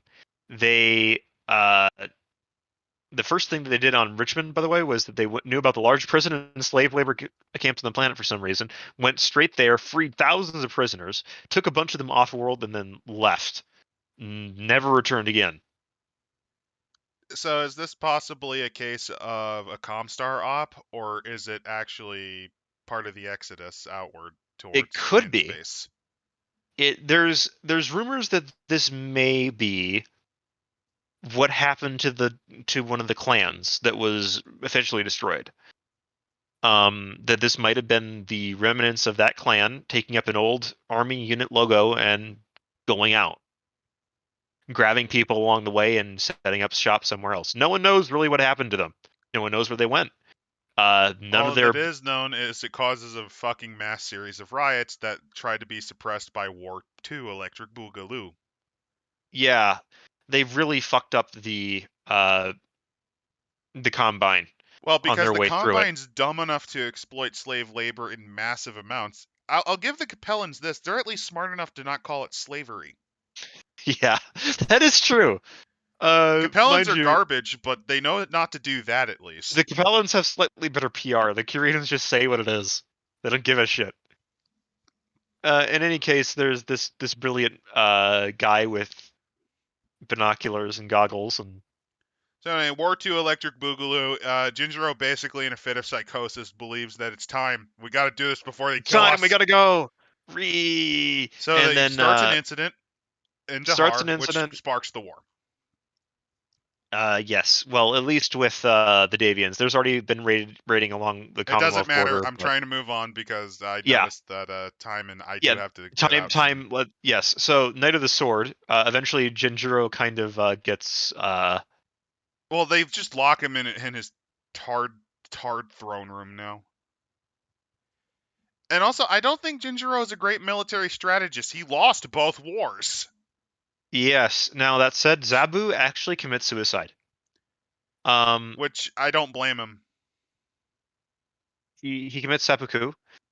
In that the reason why is that he issued a budget that the various generals saw. He called for a 4% cut on the military budget, which basically sort of the sort of a coup. Which they saw that Zabu is a weak man, so he then committed seppuku, and yeah. Ooh, whoops, because that It led gets to some other funnier issues. because the thing that kicks Jinjiro into pure insanity is just a toy. Yeah, he's not lucid. So Zaba just kills himself because he doesn't even want to give the generals that dignity of winning a coup. Yeah, It's just a fuck you to his he brother literally and asks. to them. He literally asked them to. He literally was like, "Yep, I'm gonna commit seppuku, and you can't stop me," basically, and they can't because, well, that would be a offense to him. So yes, Yaguchi the next takes guy that comes command. in is Yoguchi. Yoguchi is kind of an interesting figure in that he does a decent amount of stuff, stabilizes the situation, and his Beautiful sister Knight of the Sword Rowena, art, sorry. yeah, his sister Rowena kind of starts to take over. If you move on, the Knight of the Sword is an interesting thing you can read on your own. Mhm. It's an account of one of the generals, and Yeah, then we Rowena get basically takes command of the All-Seeing Eyes, the spy program, and that's how she takes and the off. Reconstruction, yes, Divine and it's also. Sacrifice. Oh boy. Now, if you take a look there, that's a Marauder, and I think the Azami Legion fighting it. I could be I wrong. like their uniform. Yeah. So yeah, the Divine Sacrifice. Let's introduce one of the dumbest tactics that the Imperial Army used. Now, to be fair, they assigned their Muslim battalions to this. They're Muslim battalions. That's the Azami. The Azami are the Muslim minority within Combine space. They're kind of an interesting group in that they basically just want to be left alone. However, they have to muster soldiers for the war. Yeah. Also, it's kind of crazy that Jinjiro lasted to the age of 90. Yeah, I mean, especially when he became almost completely garbage. Because here's the thing: a good general's hard to replace, but after a certain point, like there's nothing there. By the way, Yoguchi can't stop Davian, and it's just not great. Well, yeah, because guess what? They didn't have enough time to build up. You should have listened to Zabu, Yeah. damn it. Now that said, they are able to fight the Commonwealth pretty well until there's a spy known as Snowfire. Snowfire is a concubine of his that was actually a agent of the Lyran intelligence that managed to infiltrate into his chambers and fucking murder him. Also, funnily enough, seen her in an ukiyo. No, it's a red light district. Ukiyo-e means the floating world, which is where it takes place. It's the entertainment district. Yes. It So could have he been fell more for a prostitute. embarrassing. Imagine if Yaguchi was actually killed by like a dude with a puppet show, like just That would little have been great. fucking hand Yeah. puppets. Just Snowfire is kind of interesting. In she's powered by cocaine. Of course, but she the patch that she laid was the Fourth Royal Guards, which was a unit that was destroyed by the Kuritans. So very much likely she was a survivor of that unit that volunteered for a suicide and arguably like one-way trip. Anyway, this is a Eh, Korean courtesan. This is what she was dressed as when she killed him. yes. Now the Marathon Offensive then comes in, which is the next Kuritan general, as the DCMS has lost a bunch of shit, but so has the Commonwealth, and so have the The Commonwealth basically blew a lot of, got their asses kicked, and Davian's losing steam. Yeah, so we're going on a an attrition war on both of them. And It Myogi is actually a pretty damn good general. He's Yes, he able to does. work with what he has. The first 5 years actually go pretty decently. They take a decent amount of worlds. They they crush a bunch of defenses, but they have And to they slow actually down. regain a decent amount of the lands that the Davians managed to storm. Yes, now they'd pushed the Davian offensive to a halt and reclaimed everything, taken 3 more planets back, and that's where the border stabilizes for the Third Succession War, which again is a long fucking ass thing. And remember that picture of the guys fighting earlier? Yeah. Uh, we get to see it in color. Jinshiro contemplates murdering him. Yeah, so there's a bit of a shadow war happening, obviously, and I kind of love the art for this era of BattleTech, and that there's a lot of heart in it. It Is that just a isn't monkey? very He's good. got a gun. Yeah, That's what a minor noble looks like, huh? yeah. Look I at would him. not have been able to tell that was a noble. Yeah. Young minor nobles may attempt to increase their status by performing nefarious deeds for higher ranking ones. Also, you And you then, don't wear wakizashi on your back like that, dumbass. no, you don't. Katana Civilian either. guidance corps, or also known as friendly persuaders. You also don't wear. You also don't usually wear your katana like that. You may be a longer one, like a nodachi, but Yeah. Now Taragi, basically though I the like the civilian police uniform. That's actually really yeah. nice. I like that. Now in typical Korean fashion, it war is the natural state of things. The dragons take some more worlds during the third section war from the Commonwealth because they're the weaker opponent, and then we get to see some Death Commandos Oh yeah, the eventually. artist did a lot of. Yeah, I can definitely tell that this person did a lot of the West End Games art for Star Wars. It Yeah, has that vibe. there's a It's ship. really good. Yep, there's a ship crew Yeah. uniform, and then we get the Dest of the on page 77, 76 of the book. Oh no, it's the Foot Clan. They're about to kill some I turtles. know. That's their secret agents, right? That's the Yeah, ISP or that's whatever. that's the Dest Draconis Elite Strike Team. Oh, Uh, yeah, Taragi. I like. Yeah, there's just details about there's this. just a lot of details about a very Battle very for long Sky war. regrets. Well, it's the most current one. Yeah, Tamar is fighting, and then the Operation Shadow War Freedom, kind which of ends. seems like an antonym. Yeah, I actually there's the like this war Flypaper mech. strategy, which Look at this. I like this color art here. Yeah, that's a couple of marauders advancing on a enemy column, I think, after blowing Yep. the shit out of it. Tamar, pretty nice. Yeah. I actually like that because this is definitely Imperial Japanese Army, but done in a future look. Yeah, then we get the They have the prefect. helmet, they have the colors. I like that a lot. That's actually really well done. Yeah. Anyway, they talk a little bit about the change in Commonwealth strategy, which is to basically lure the Draconis Combine to try to take Tamar again, and then just beat them up there again and again and again. I mean, that's the best idea, I think. Yeah, it's one of the few good ideas that the Steiners ever had. Yeah. There's a dude firing like a space grease gun on page 83. I see the prefect. I see a If battle you mech. keep going down, Oh, yeah, there we go. Wait a minute. No, that's the I forget the name. It's the commander. It's like what was it? Africa Rommel or something? Desert you're Rommel? thinking of David Sterling of the SAS. No, I was thinking of there's a character in Gundam Double Zeta who leads a Xeon remnant in North Africa that's been fighting basically the equivalent of, that one Japanese soldier that fought until 1980? Yeah, the guy that was hiding out in the jungle, and they had to grab his old commander and like be like, okay, bro, you're not gonna believe this. One of your men's still alive out there in the jungle, and we need you to go and tell him to surrender. To go home. That is such a crazy story, But honestly. basically, he reminds me of the Xeon remnants from that Africa campaign. Space Yeah, MP40? No, it looks more like a space grease gun to me. yeah, it might be an MP40, but in Steiner any case, Quagmire, loss of decline and fall, Hohiro Kurita, Dragon Renewed. yeah, in any case, this kind of gets more to the modern era. There's Shiro Korita who dies in an assassination attempt. Uh, People are getting sick of this war shit. Basically, yeah. And then Takahashi Hohiro Kurita, sucks, by the way. yeah, Takahashi Kurita takes over. There's the issues with Hans and Steiner Davian.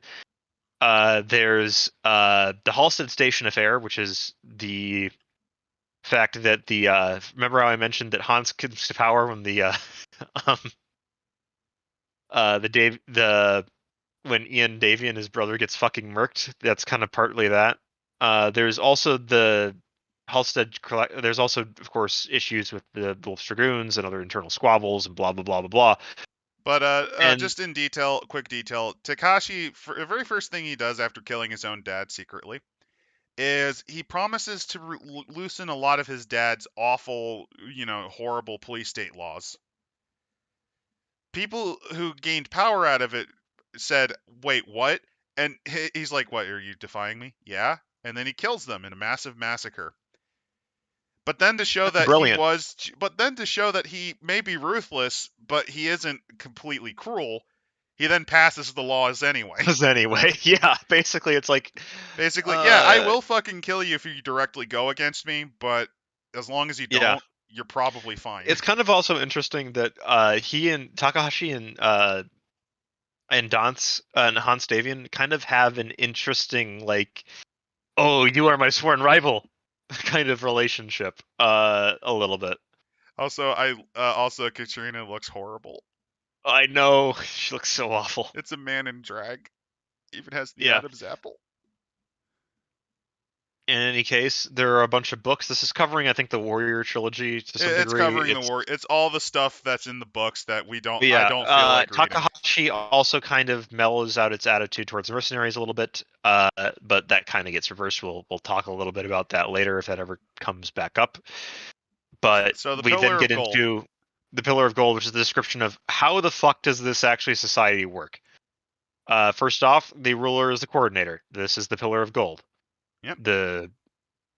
There's also like a bunch of other They're not like divine. talks about the nobility. They're not The divine, but they coordinators. have absolute authority. We also get some interesting art on page 94, which I think is Another traced title for art. coordinator is Dragon, by the way. Yes, the dragon. On page 94, we get some more interesting art.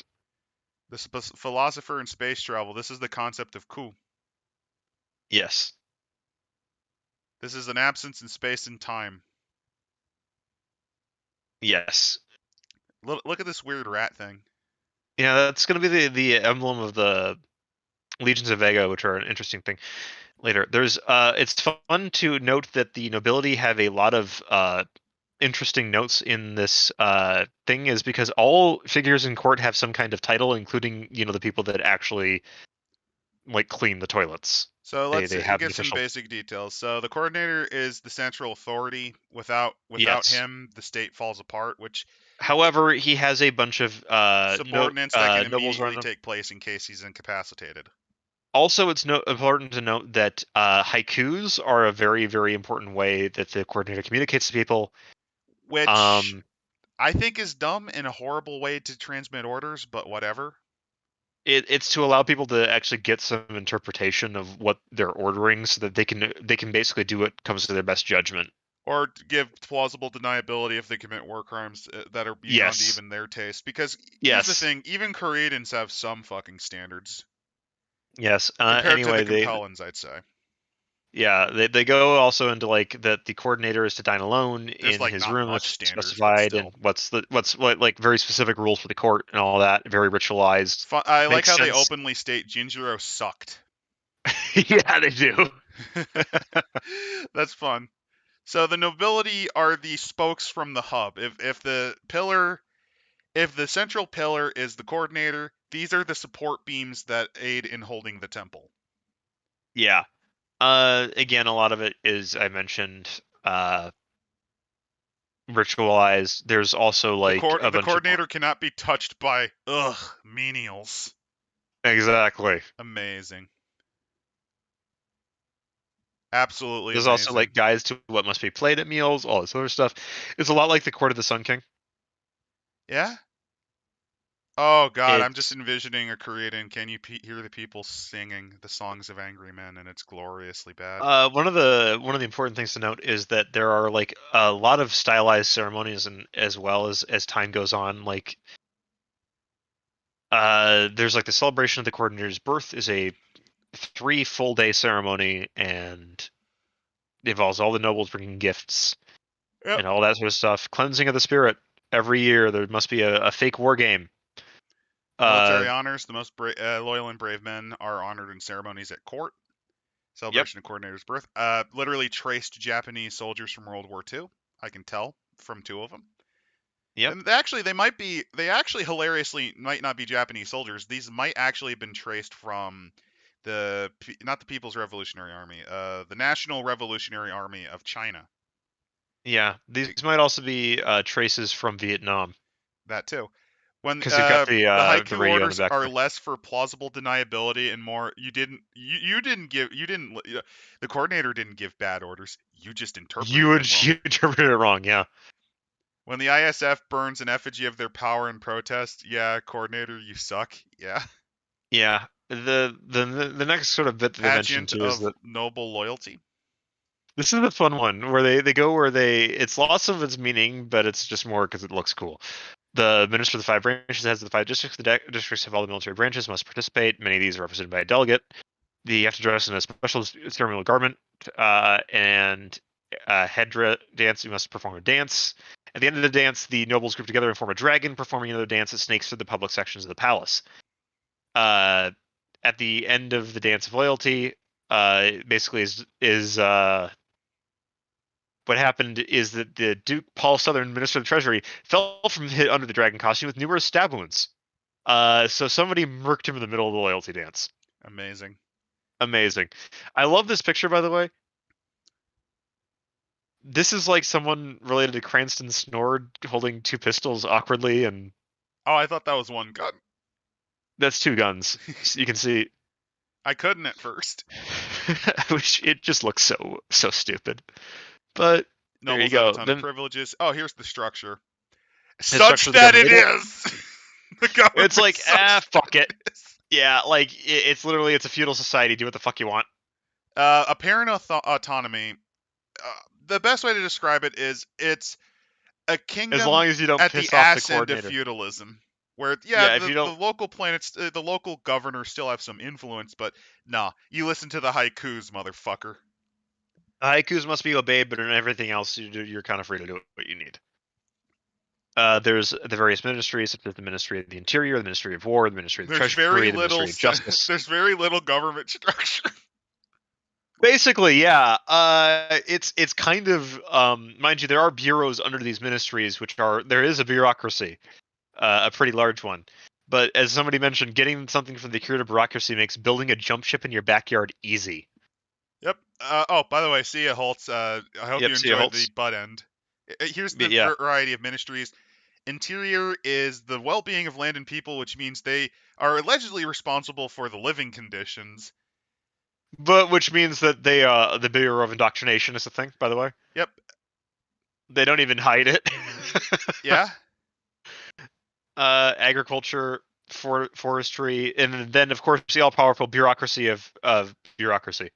Well, you forget my favorite elements of Interior are the indoctrination, salvage of resource, which is no, not that one.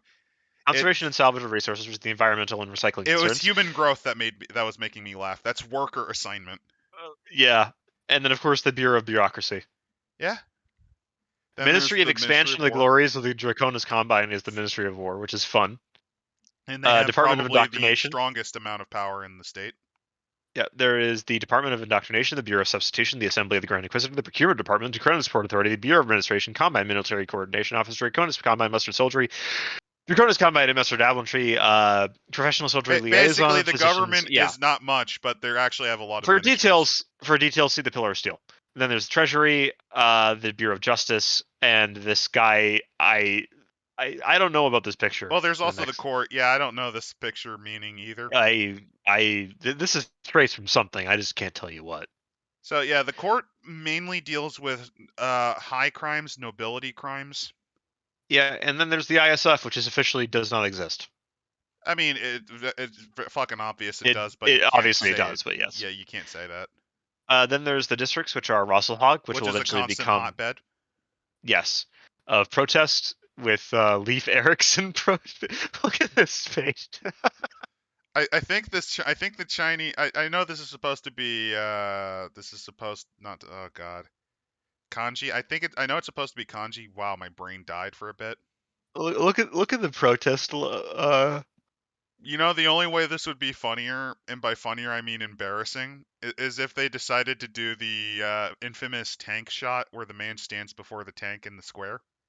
That's more Capellans. Yeah. I do love the Leif Erikson Day protest, though.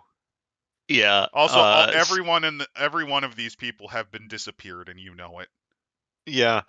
Now that said, the Rosselhog is a contested area between the Commonwealth and the Combine, so there's actually quite a lot of fighting there. Yep. And there's for that reason movement because of that. Yes, and also there is a fun fact that there is actually a Rosselhog Regulars military outfit of people from the Rosselhog Republic. Well, that would be the Rosselhog Republic that fight for the Combine at this era. They would eventually become the core of what would become the Free Rosselhog Republic military. Because why wouldn't you? Yes. There's Pesht, which is their economic center primarily. Yeah, it's focused around the capital of Luthien. Well, the new capital. The old capital was San Marcan. They just moved to Luthien because it was a nicer place. Yep, it's the big central. Then you get Galadin, which of course is a very populous area. It's important. It's important in the early formation, and it's still important now. Yes, the Galadin regulars are one of the famous units. There's Benjamin, which is the stepchild. It gets all the work, none of the attention. Basically, they're kind of a backwater. Yeah, and then there's Dirian, which is the closest to Terra, very stuck up about themselves, and they're always at war. It's a strategic, but it's just a march. Yeah, it's and here's how they see the other houses. Yeah, Liao, natural ally, but they're going to backstab us. We know that's coming. Merrick, they are a collection of squabbling states, an example of the wrong way to do just about everything. Yep. Davian, we don't talk about Davian. Steiner is just considered a nuisance. Yeah, frequently ruled by women with dedication to making money. They are kind of annoying. Oh, I love that dragon. No. And then Comstar talks about it that Comstar at times has had the Draconis Combine as their best customer. However, currently the Sacred Order is a little bit under shaky notice. House Kurita has been placed under several interdicts in the past for non-payment, flagrant violations of neutrality, destruction, and Comstar is blowing up all of their shit for research and development as a result of this sort of hostility. And the Draconis Combine are disappearing members of Comstar for that. Planet So Bob, the strengths and prime weaknesses. example for Rosselhog. So yeah, the strength really is loyalty and devotion. They have a very strong do or die element to their culture. Yes, it is a very concentrated power, and it is very much a sense of belonging and collectivism among it. It is the. I mean, It is besides very much. Rosselhog itself, and even then, a solid plurality still support them. Yeah, they support them because, well, it's where we are. Yeah. As for the Now, weakness, the next, it's the militarism. Basically, it's everything is the military. This is literally the Imperial Japanese problem. Because here's the funny thing. Despite all of the efforts of the militarists to try to win over, the average Japanese citizen actually wasn't super supportive. Yeah. And in this case, Now, the militarism, what it does is it basically inhibits their ability to build up, partially because they'll leap ahead if they're not given things to do. yeah. Which is annoying because you saw it in the aftermath of the First War with Zabu trying desperately to rebuild infrastructure. But Jinjiro and the generals, I mean mostly the generals at this point because Jinjiro was screaming that the frogs were gay or something equally insane, basically went around his back and started the Second War. Yeah. And I think he said something like we needed another generation before we tried again. More like they kept the Second War going. Which they needed time to rebuild. Takashi's dad trying to shut down Comstar Medical Aid because medical care is for the weak. Did they actually do that, Coyote? Yeah. He tried to do that. Amazing. No there's a wonder reason why killed. he kind of. Yeah. Anyway, up next is the Pillar of Ivory, which is essentially the cultural bureau of Kurita. Well, there's one more weakness. The Kurita obsession means that if the family line ever thins out too much, the state's fucked. Yes, but in any case, the Ivory is sort of the representation of the culture and religion and nature of Kurita, in that there are a lot of cults and stuff, but every class and caste is rigidly assigned to its position. It's a highly stratified society with all loyalty directed towards the loyalty to the higher ups and to the state itself. So yeah, it's basically a strong amount of legalism. Yes, it's like legalism mixed with Bushido. With Bushido and elements of Buddhism. Yes. I'm not going to go into too much detail here because... Yeah, the basics, though, the basic fundamental values of the Society of the Combine are purity and harmony. And also they have a concept called the dictum honorium, which is just the desire of... it is a detailed set of conventions. Yeah, like, for example, it's related to some of the other... It's basically stuff. And there's Bruce Lee! It's Neo-Confucianism. Let's just go with that. Oh yeah, that's literally just Bruce Lee. It is. And if you're wondering, the Keepers, basically this is the cult, the state cult of Buddhism. Yes, the Keepers are the... Oh, look, it's the Shredder. I know, right? Look at this dude. But yes, they are there's a Bujuden, which are a commando force within the Order of the Five Pillars. There's essentially like two separate intelligence agencies, which are the Order of the Five Pillars and the ISF. And the Order of the Five Pillars is a religious order secret society thing. Sort of, yeah. And the Art of Vendetta, the ISF are their own thing. Yeah, there's another, I think, picture. There's also like talks about this is like good elements on the Ivory Pillar. I'm sorry, it's like 10 and I need to move stuff for a garage sale tomorrow. Yes, so. Essentially this is a bunch of cultural stuff about like how vendettas are incredibly important within the dragon. Another Bruce Lee, another Bruce Lee impersonator. The yellow bird. The dragon has only one dangerous enemy, a very small yellow bird possessed of a fierce demeanor and a sharp beak. Unusually unafraid, this bird searches for the sleeping dragon throughout the land. If it were to find the dragon, It would poke out its eyes, the only vulnerable part of the dragon. In common usage, this expression refers to the fact that any enemy can be dangerous no matter how insignificant it appears. So basically, this is part of the sayings of like the dragon. Don't worry, chat. I Which, don't know. Oh, there it is. I had no clue yeah, it was there's a lot further where we're ahead. scrolling. Sorry, you're like speed it up, so I'm like, okay, let's go. You don't specify though. Anyway, here's a secret monk. Uh, This is what the monk of the Order of the Five Pillars wear. it's like Iroh except badly drawn. Yep. Oh no, there's also the other monk, which is like a space monk Oh with a god. reflector shield. There's a Yeah, Welsh dragon. There's Iroh if he's on crack. and then there's There's a lot of detail on the Five Pillars. I'm sorry, I can't. Like, we're gonna get through this. There's a mummy. We need. Okay, here we go. Pillar of Steel. This is the part that everybody's waiting for. This is to talk about how the organization works. Essentially, first off, most mech units contain Jenners and Panthers. Those are the main light mechs of the Combine. There is no standard for mediums. It's literally whatever we can get. Now, because they have lights and heavies just fine. They have a lot of heavies, mostly dragons and quick draws, which are very fast. There's also the Charger, which is the worst assault mech ever made. That's why you get the Hachimoto thing. Yes, that's what we got out of that. The Combine also fields a lot of conventional units, but mostly for garrison duty. That's a lot the of thing. aerospace A lot of forces people as well. forget that in this time period, infantry and armor and air actually had a lot of stuff written about them. They still do in the future. It's just that it's like there's only so much you can say about the poor bloody infantry until you get into battle armor, and battle armor changes everything. But so yeah, you get uniforms. Uniforms, officer cadets, also in orange, and also you get ranks. Ranks. Officer cadets are considered a dangerous nuisance, full of answers to the wrong questions. Here's the Mech Warrior, by the way, who looks kind of rad.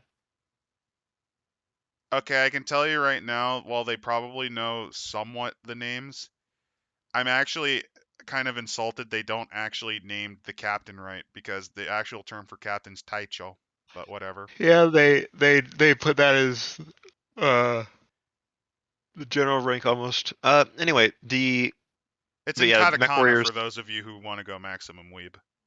yeah, there's a lot of I like the Mech Warrior. He looks like a bad Spider-Man villain. He does. There's a fighter pilot as well, which looks kind of neat. It's the Fury. It's the Fury gender bent. Yeah, there's she came from space. The ranks. There's various ranks. I like this dude in he's the clearly conventional from troop. He's clearly from Rosselhog. Yeah, I love the fact that they also include what the armor looks like in their helmet, I love which is kind of uniforms, and they go into details about each of the uniforms, what it's like, conventional. Yeah, troops. they also Here's talk the about protective armor. Yep. Because there's the basic armor if you're like if you can't produce it in time, and then there's the the heavier armor to not die. Yeah. Then there's of course the structure department of indoctrination. And if you want to know what the name of the officer school is called, it's Wisdom of the Dragon. Of course it is. Now they go into like all the different parts of it, but if you scroll down, there's a man. They go into details about the hat. Like you see how the hat has a little flap. Yeah, it's to protect the ears. Aww, yeah, they do. That's cute. They go into also detail about the uniform guys. Yeah, they go into a lot of detail in this part. So this is the thing is we know the Ministry of War has a lot of departments. So I hope you don't mind if I just kind of ignore we'll go through those. But we get to the special forces. The ninjas here. This is a special thing. forces. So it's patterned on the Japanese. It's a catch-all, but basically the most famous example is the Draconis Elite Strike Team, the DEST. They are the elite corps commandos trained in every branch of the military. They know how to pilot everything from a battle mech to a jump ship. They are mainly used to infiltrate enemy installations. For example, these are the ones that stole the blueprints for the first battle mechs from the Lyran Commonwealth. They also dress like ninjas. I will say they did fuck up the ninja costume on one aspect. What? Ninjas never usually wore black. They wore a very dark blue. That is true, but I like the helmet. Colors. I love the helmet. It's just black wasn't used because it's more easily seen. Darker colors have the same benefit, but they don't become as obvious. Yeah, the other note is the also, helmet. Don't you want urban camouflage ninja with that helmet visor? Yeah, that would look pretty cool. But yeah, they also note that it has a retracting bayonet on the rifle there. They also have a sword, but they should have also had like fucking. There's a nasty weapon I remember that ninjas have called the black egg. Oh yeah, What that's it just do- a grenade though. It's a grenade filled with glass shards, dude. Yeah, you throw into someone's eyes. But yeah, they show off like the training and various aspects The of the. physician of the dragon. Here's what they look like. Oh no, that's an envoy, I think. That's an envoy, yes. The physicians of the dragon are basically. I love this. Before, during, and after surgery, the physicians use many rituals, including blessing stethoscopes, speaking to wounds and incisions, and purifying the patient with singing and dancing. Although most of the upper citizenry know it's all an act, the average citizens hardly believe that these rituals are necessary for successful operations. Which is funny because here's the thing. The reason why a fun fact, there are actually reasons why this ritual would exist in Kurita. I know I'm trying to move on, but I have to explain this.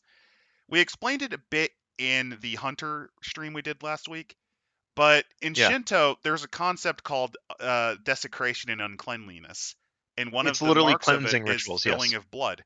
So having the surgeons do this makes perfect sense if you're a neo-Japanese revivalist.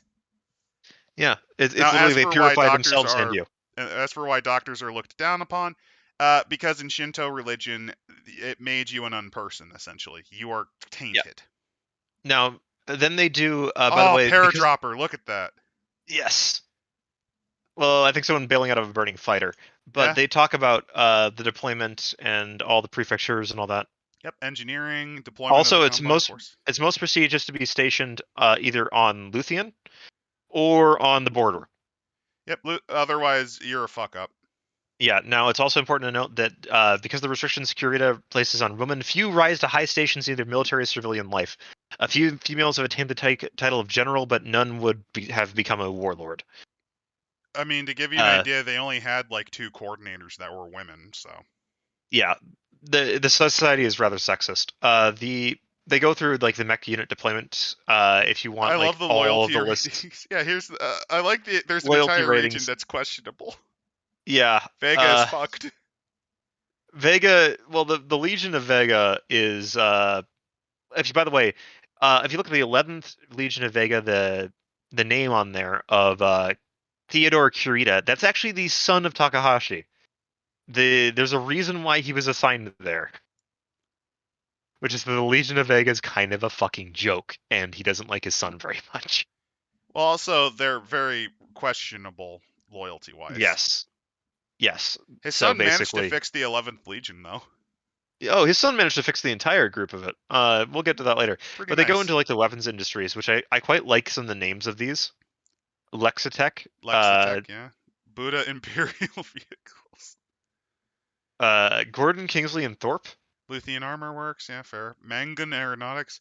Wakizashi Makazashi Enterprises. Enterprises. They make the Shalom the Shylon fighter, which is pretty good. Major military. Oh my god, I forgot the ceremonial guard. Sun Jiang. This is them trying to do Sun Yat-sen or Sun Wukong. Yeah, they're one of the few schools in the Draconis Combine that honors its graduates with both the Wakizashi and Katana. They may be worn with a dress uniform. However, if you dishonor yourself in any way, you must commit seppuku, or face the loss of your mech fighter land holdings, title, rank, and also your honor, obviously. There's various technical colleges. Minoru Kurita University as well is a infantry training school. There's the Internal Security College, which is kind of neat. Wisdom of the Dragon. There it is. The Wisdom of the Dragon. Yep.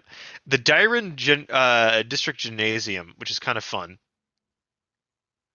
Teddy, at least he didn't order Teddy to be giving extra beatings by his instructors at the academy. No, he did. He probably did. Oh, he obviously did. Then you get all the medals, which these are actually kind of fun. The Sun Tzu School of Combat. Yeah. Here we also, go. I love the tank crew uniform. Oh yeah, it's nice. It's funky. The fire extinguisher suggests the unreliability of Kurita equipment.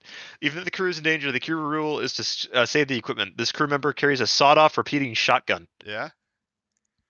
But yeah, the medals are kind of neat. They don't actually award noble titles. They make up for this by awarding orders of knighthood to career military officers. My favorite is the Starburst of Rosselhog because the others are kind of embarrassing.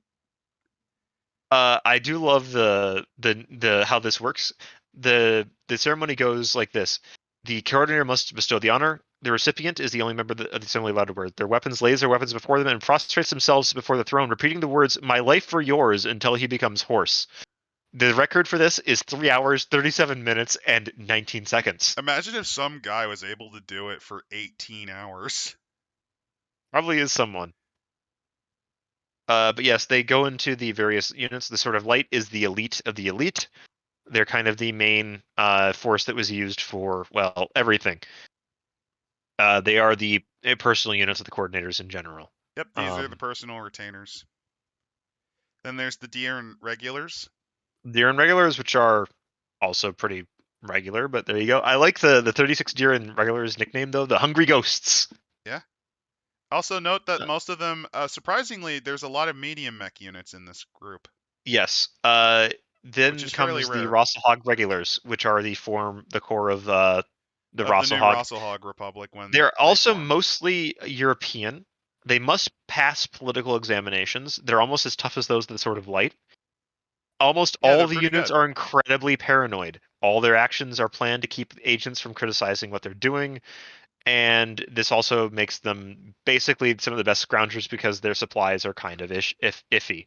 Because the Koreans don't trust them since Rosselhog has a bad reliability history with them. By the way, their unit names are great. The Crushers of Insurrections, which is a medium mech unit that specializes in crowd control.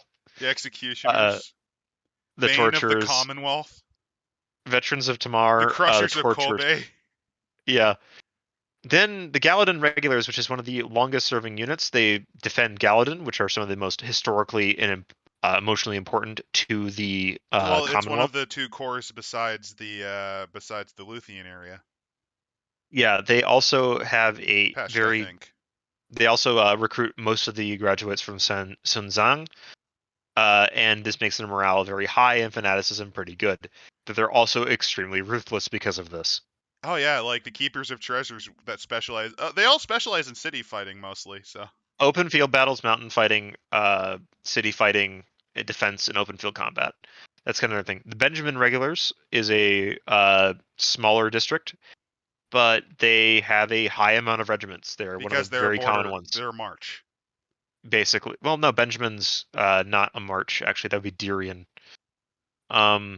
I thought Benjamin it was on the front lines near it. Benjamin is on the front line. So the other thing about Benjamin is that it's one of the easiest areas to join. So they're kind of a little less skilled, but they kind of make up for it in numbers. Anyway, there's the Pesht Regulars, which doesn't have a large. They are the largest of the military districts, but they have the fewest mech regiments. Yeah, they mostly part of this infantry. Yeah, the part of this is just because they don't see much action. Yeah, and because of that, they don't have much specialty except for their 3rd regiment, which specializes in. They also don't have very good stuff. Now, here's the Arcab legions, which remember I mentioned the Azami. Yep, this is where they come from. Yes, they basically decided to negotiate a settlement. They were granted limited autonomy on the provision that they swear loyalty to the Draconis Combine. And they are arranged as Mech Warriors and are trained basically to be light, fast, force recon, and like rapid exploitation units. Yep. Note that they don't have any heavy units. They have mediums, it's all light, but light and medium mechs and fast heavies. That's their job. I like their titles, by the way. Defenders of the Faithful, Allah's Blessings, and the Desert Nomads. Yeah. Then there's some free-floating units, which are those that just go all around. They don't actually have a district assignment, like the Prosperina Hussars. Besides the Bug Mechs and Panthers, Firestarters are a common Drac Mech. Yep. Yep, they are. Oh, look at this guy. Look at this mech. Look at this dude. I like him. Yeah. He has a sphere head and dynamite arms. I think that's supposed to be a commando variant, but I, for the life of me, cannot identify it. It looks amazing. It does look cool. Yep, Prosperina Hussars, the Legions of Vega, which are... The Legion of Vega. At the other end of the spectrum for the elite Prosperina Hussars is the Legion of Vega, a recent creation of Takashi Kurita. The Legion is said to represent the armpit of the arm of the dragon. If it is a sign of Kurita disfavor to be assigned to the Pesht Regulars, then it is a sign of loathing to be assigned to the Legion of Vega, a hell from which none are expected to return. Except Theodore. They are essentially the fragments of mercenary units, deserters, Mech Warriors captured for the periphery and sold as slaves to the legions. Yep, a mixture of Discipline, mercs, misfits, deserters. Yeah. discipline is almost non-existent. Motivating this unit is difficult, coming down to offering them bonuses or threatening executions. The Mech Warriors are not paid by salaries, but by commissions per mission. It's nearly impossible for them to get parts, so they often have to scrounge, and they are linked lower than mercenaries. The nature of them means that they are under constant ISF surveillance, to the point where the common saying is you can't open a door without hitting an ISF agent in the head. They do not actually have the funds to paint their mechs, and so they just have a bunch of different mech schemes. The best part is you see here's their logo. You see the smoking rat? It's a rat smoking on a In planet. honor of that mascot. That's their mascot, and you know what they've named him? Takashi. Because yeah, Because fuck him. By the way, you know who came up with the name? his son. Theodore. Yeah, the pillagers, the looters, and the boozers are three of their unit names. They don't have any special. It's just they are that. Also, look at that. I like this spooky skull, man. That is Johiro's regiment and McGavin's regiment, respectively, the Night Stalkers. Yeah, I like that.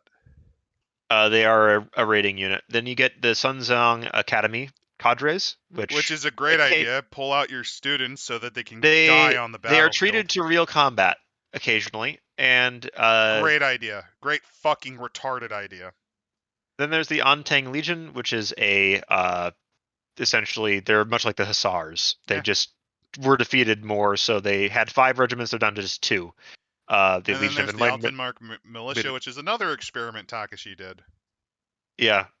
Basically, these are a way to fight the Altenmark problem of always rebelling. So they kind of basically you select the people that are kind of an issue, and then just throw them into the meat grinder on purpose so they die. They not necessarily so they die. They become effective soldiers, and you rotate them out. It's kind of useful in that way. It allows you to get rid of troublemakers and also find useful people.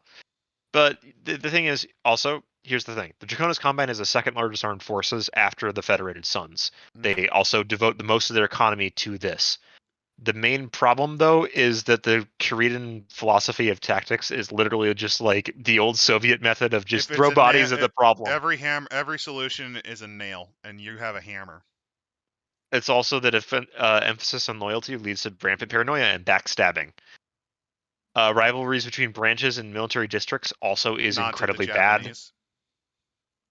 Yeah, it's and also because they focus so hard on the military. Kurita has a pretty good baseline. It's just they don't focus on developing that base.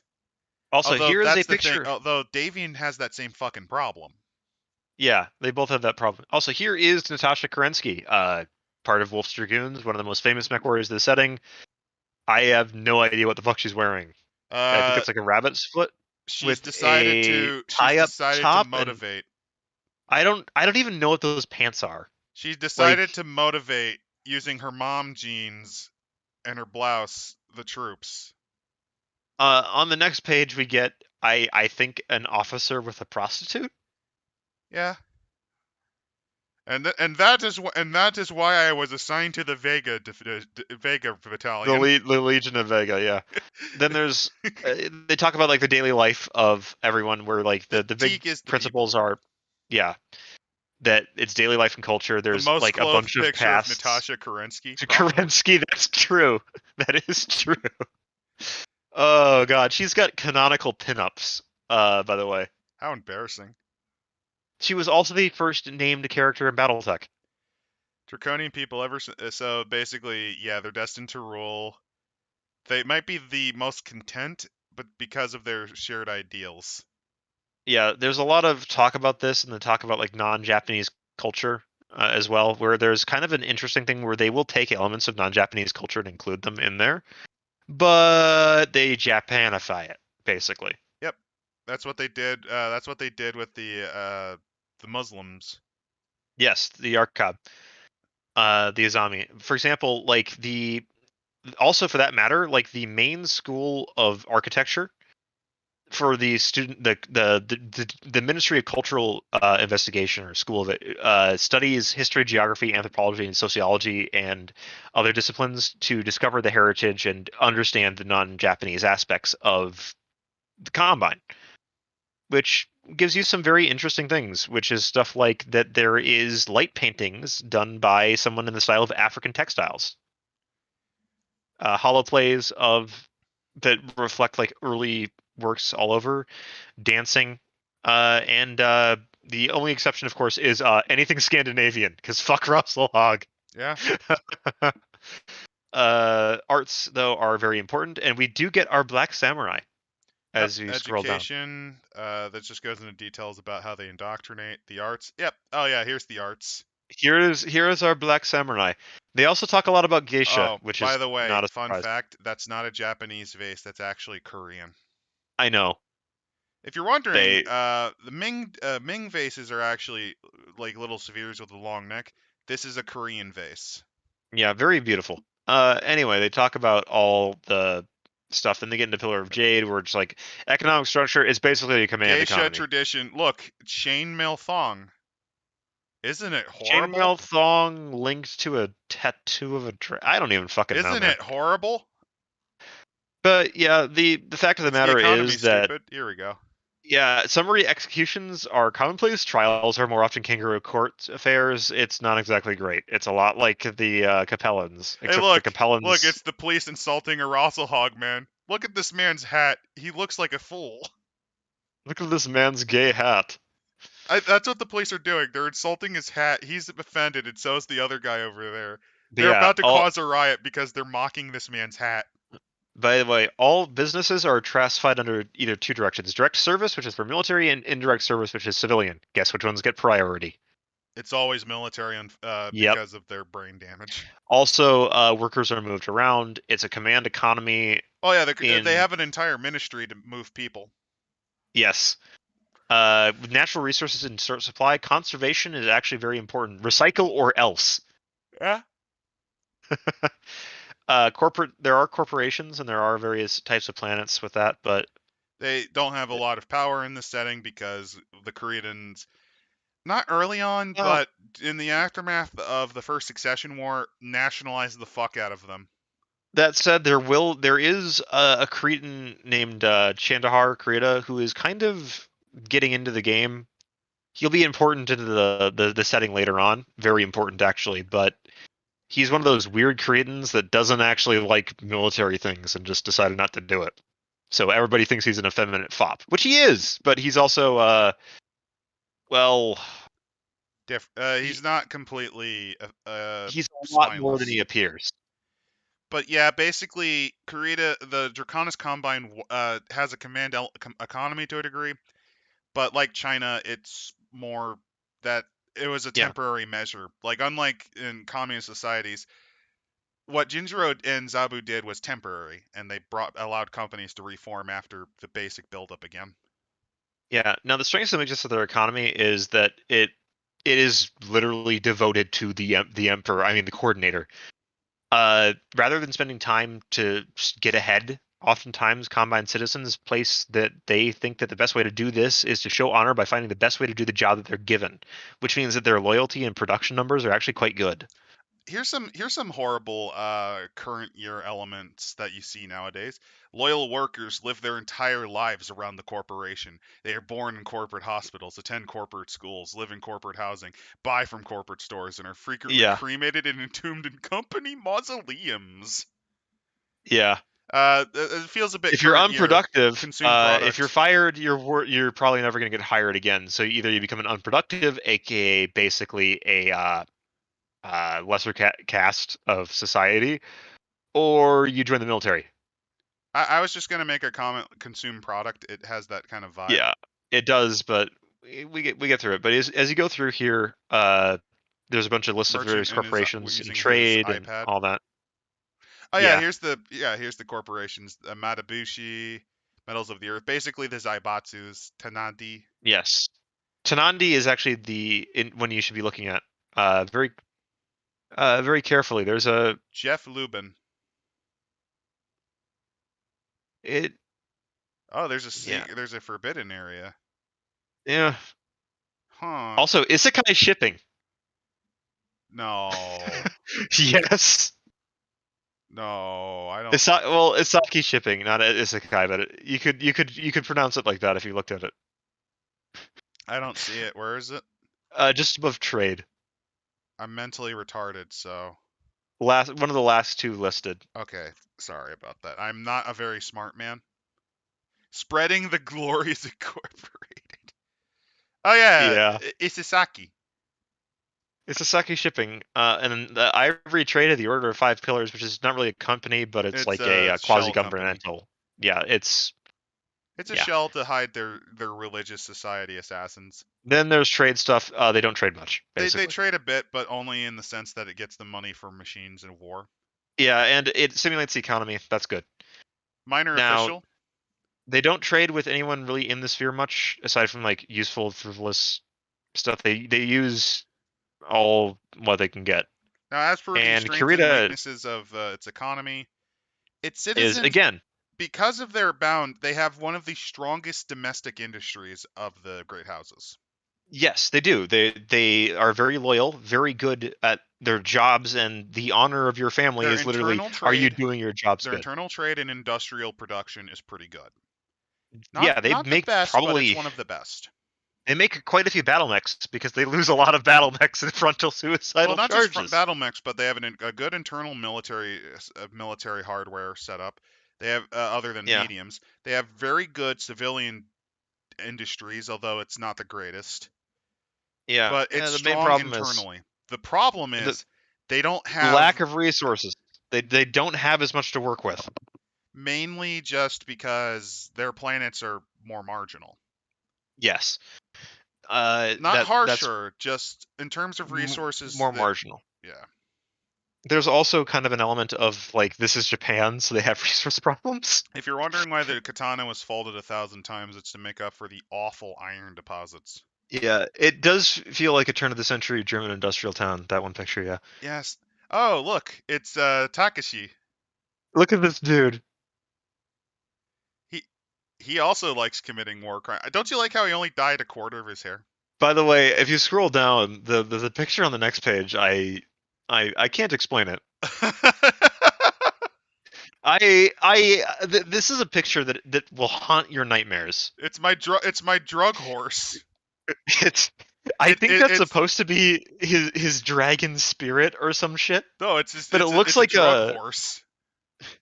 it looks like a really badly drawn persona. It looks like a really like a drug nightmare, like a horse as seen through absinthe, Yeah, then there's or the his villain from a Dr. Seuss book, yeah, there's his wife, there's Jasmine, who doesn't want to be here anymore. and there's his son who Do you think his son Theodore, grew that no, mustache on purpose I don't know, but this is the to first say picture I "fuck think you, of Dad"? Theodore. I'm pretty sure this is the first picture of Theodore Kurita, and he just looks like the biggest dork you can imagine. Do you think that's why Takashi bullies him so much? Probably. I Do you think his dad bullied? Do you think his dad sent him to the Vega Legion just because he refused to shave that yeah, mustache? probably. Subhash Indrahar, by the way, is very important. He is the head of the ISF. Yeah, this is the man who. Yeah, he does look like Imperial a Staple. man who would murder a lot of people. Yeah. Secretly. Constance Kurita, who isn't that important. Other We than get her horrible skin cancer. Yeah. Then we get Vasily Chernikov, who is one of the warlords. Yeah. Ivan Sorensen, who is also kind of important. He's Another general / warlord. Samsonov, again, another general / warlord. Look at his face. Shirogama. Look at his chin. I know, he's just so grumpy. He looks a little like Mitch McConnell, honestly. Actually, you know what's funny? Out of their generals, most of them are actually European. Yeah, Hiroshi Shutagama, who is the head of the Benjamin Military District. Yep. Mais Kurita, who I Was that dragon don't... spirit the actual father? Yeah, the drug nightmare horse probably was Theodore's real dad. This is the head of Rosselhog, Mcallister Well, Kurita, wouldn't who you want to rebel against a man who looks like he probably I runs an island of degeneracy and child abductions? look at. No, that's the next guy. Okay, this guy looks like he sells you drugs and will kill you. Oh yeah, this is Minati. the commander of Epstein Island. Oh my god. Oh god. He has senpaku eyes, which is great. Then we get the president of a company who I think he's on meth. No, it's cocaine. It's Yeah. just your standard Peruvian And marching then a powder. dude smoking a cigarette who's another commander. Yeah. Strict Chinese Oh look, features. no, he has Habsburg DNA. Look at that chin. Oh yeah, He's he is distantly related also to the Habsburgs. probably.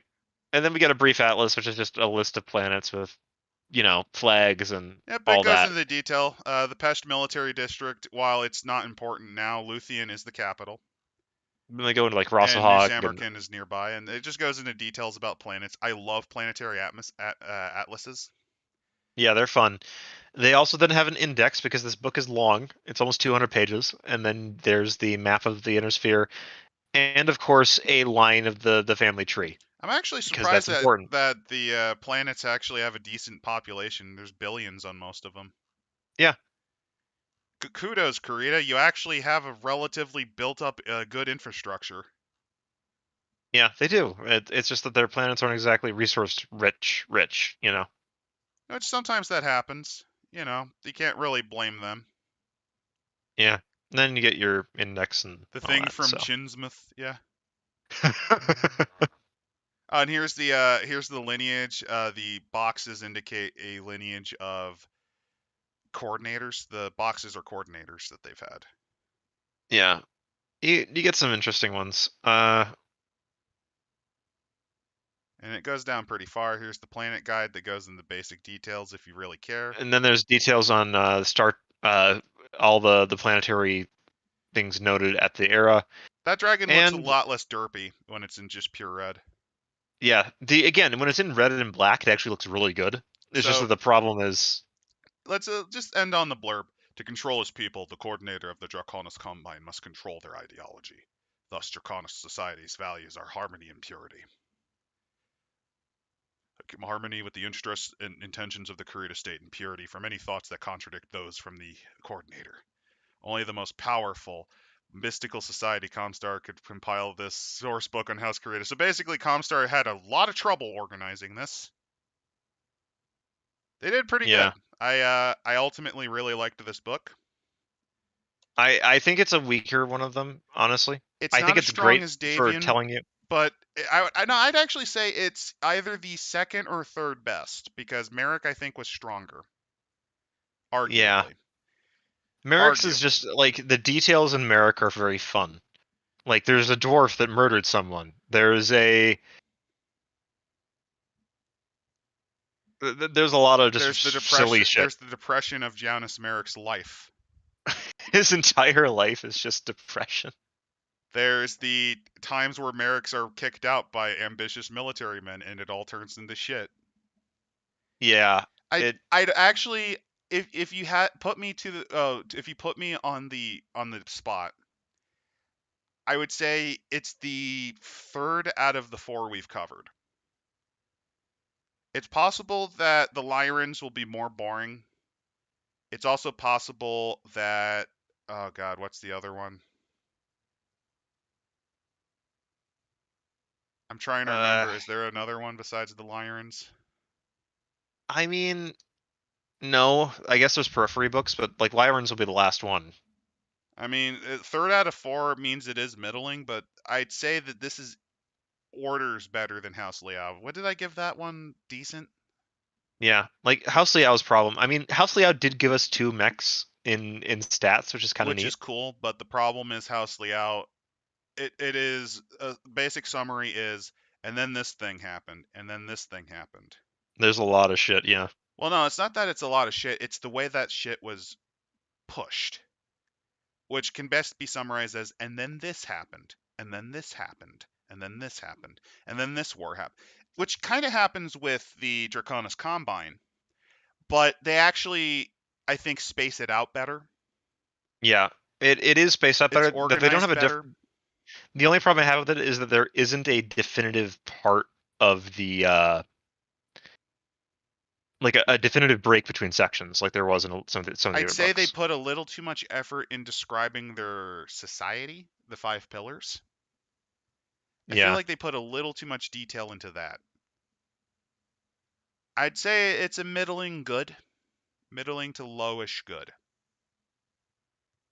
I think House Merrick was a little more interesting because you had more variety. This one, the biggest issue is it's your standard centralized dictatorship, and while that's fun with Kador, mainly because out of the other competition, it's just kind of the most interesting of the lot, and they actually have a genuine reason to go to war. While Kurita's is yeah. more just We're just gonna take institutionalized over everything. insanity. Yeah, we're I just mean, gonna take over shit. Kador has some of that because they believed themselves to be the superior. Because unlike those weak Signorites, we actually fought the Orloth, and also we grow up in far nastier conditions. We don't have your blessings that you do. Yeah, I mean, Kurita kind of has that too, but it's just I feel like they could have gone a little bit more. I don't know. It's just I don't dislike it. I think I actually found the Capellan's structure of government more interesting. yeah. The Capellan book goes into great detail about like how does everything actually work in this weird ass fucking Like the history totalitarian police segment state. is much worse. Kurita's is good, like the way they organized it. Yeah, The Liao book sucks on that front. the Liao book definitely needed a little more time in editing. Um, But its government structures and so to descriptions are a lot more interesting, and actually that might have been why I originally made when I made my first Time of War character, I made them a Capellan. yeah, Capellans are always interesting in that it's like there's a lot of notes to it. The Kuritans are very much more one note, which is Tenheko Baizai, just charge on in. Which I mean, You're a that's yakuza or mildly you're whatever interesting, else. but you kind of have to have a little more than that. Yeah, I mean it's a good follow up to what we reviewed last week. Yeah, In it many ways, is. because you could definitely run a very similar style of game to that in BattleTech, where you're hunting, say, Kaiju. you like yeah, well you're hunting kaiju or you're hunting like a pirate lord that's out in the periphery or wherever else. There's a lot of options I'd say the that you could. biggest weakness, although it's entirely because we had to skim because I have to go really soon. Like Yeah, literally, we only have at best 20 more minutes. yeah. I'd say the biggest weakness, although it's entirely because we had to skim it, was the society segments.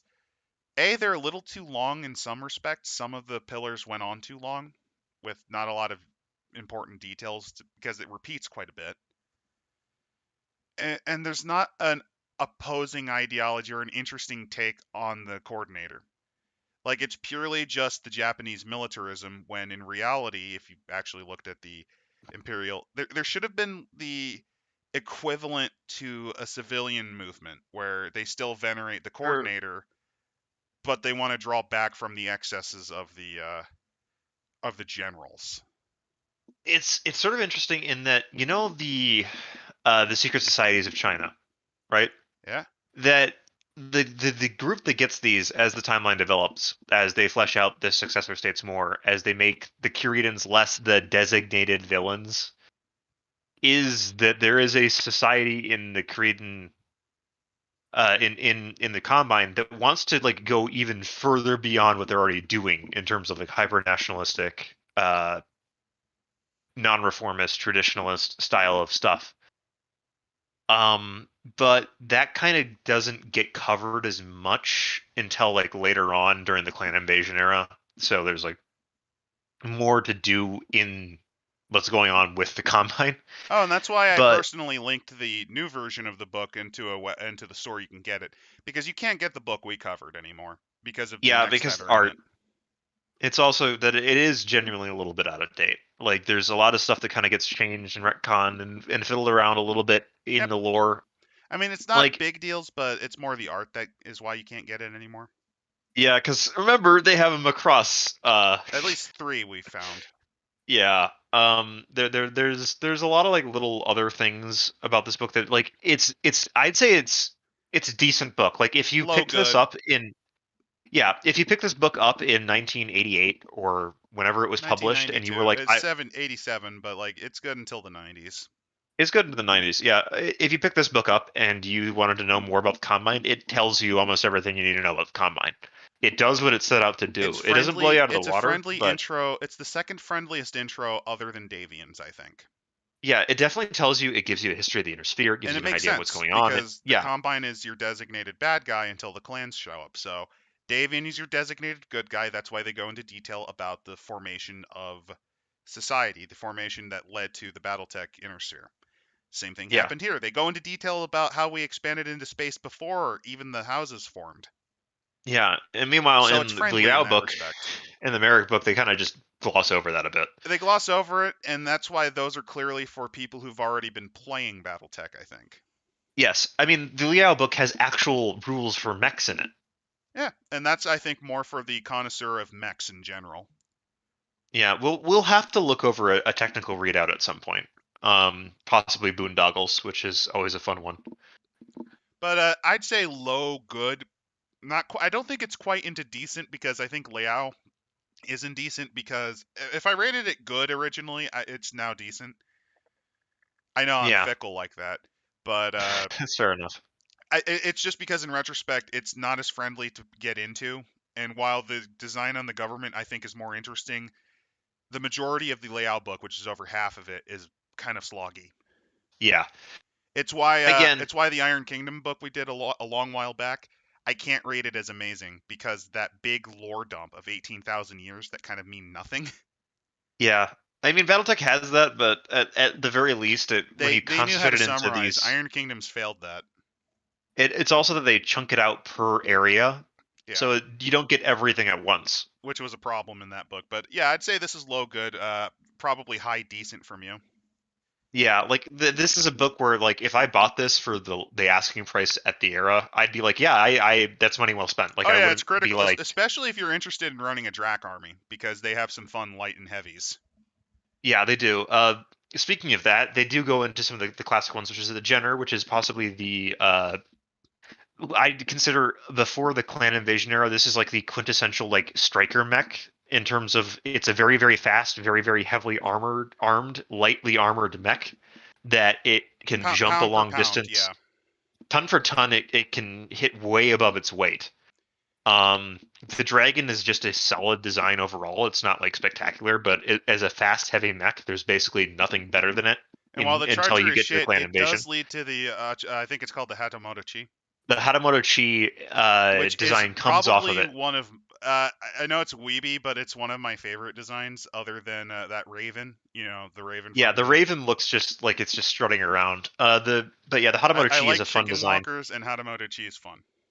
Yeah, it's basically a discount thug, but the thug's a good enough mech that even a discount thug is a good mech. And as for the before we go, I did put a link to the Discord for any new people showing up. You could just go in there. It's good for a few more days. And do I have to do the embarrassing thing that that YouTube demands you do, where you beg Like for and like and subscribe. subscribe? I mean, you can if you want to. We're not too chuffed if you do it one way or the other. Yeah, it's fine. But next time takes Pervitin, Schnapps, and orbital scouting with assault. Yep, the Yeah. Atlas. The Next other mech BattleTech I will know the be. most because it was used in an art to destroy furries. That's another one of my Yeah, favorites. the Steiners Urbies and love their Atlases are assault great. mechs. Irby is a design like it's a Capellan little bastard, but it's a fun little bastard. It's a trash can with a big gun. Meanwhile, the It's Atlas is I orbital will drop you upon you. Have fun, fucko. I'm a giant walking death robot with a skull for a head. That just Like dropped in front of you from above the planet. Eat shit and yeah, die. eat shit and die. Here's your scout squad of four Atlases coming at you because of course who else would send four Atlases on a scouting mission but the absolute tactical geniuses that are the Steiner general Hey, officers. look, they are garbage militarily, but they have the money to basically throw away four perfectly good They assault do. mechs. They It's do, fine. which It's which is fine. the only reason they're still alive. It's like the two factions that just like are like throw men at the problem. Lol is it's In literally just Steiner's the case, Kurita. it's throw money away at it until it goes Yeah, away. it's Burn Steiner and money. Kurita that are like let's throw men into the meat grinder until we can declare it a victory. Which is kind And of funny. also, from Star Asp, yeah, do boondoggles. That's something we could do. I'm gonna Boondoggles is a be a fun one. little less useful on that since I don't know the I'll have to mechanics too explain the good. rules a little bit, but there's some mechs where it's just like when you look into the history of what they're like, I just think make my it work. favorite is what's that one kind of bog standard one that basically dies the moment you actually fire with it? I know The there's a lot, Liberator. The but Liberator is one of the boondoggles, which was designed to be the next like mech for the Free Worlds League, and it fucking exploded. It was a terrible design. so yeah, we'll look into boondoggles. As for what's next week, not entirely sure. We Not could sure. We might. definitely do the Lyrans, but we'll see. Yeah, but yeah, we'll see. Maybe we'll do more World of Darkness. Maybe we'll do something completely different. It really depends on how things are and who's available and who wants to do things. Also, thank goodness we're done with thirsty sword lesbians, 'cause that's not an option Oh anymore. yeah, that's not an option anymore. Thank God. Uh, So but yeah, yeah, I like I think said, hop on our Discord, and if you feel like it, God, I gotta do it. Like and subscribe if you feel like it. yeah. I just felt my And skin crawl. and yeah, enjoy the Weeb faction. Enjoy Well, the I guess Weeb there are two. faction and embrace the war crimes, people. Good night, everyone.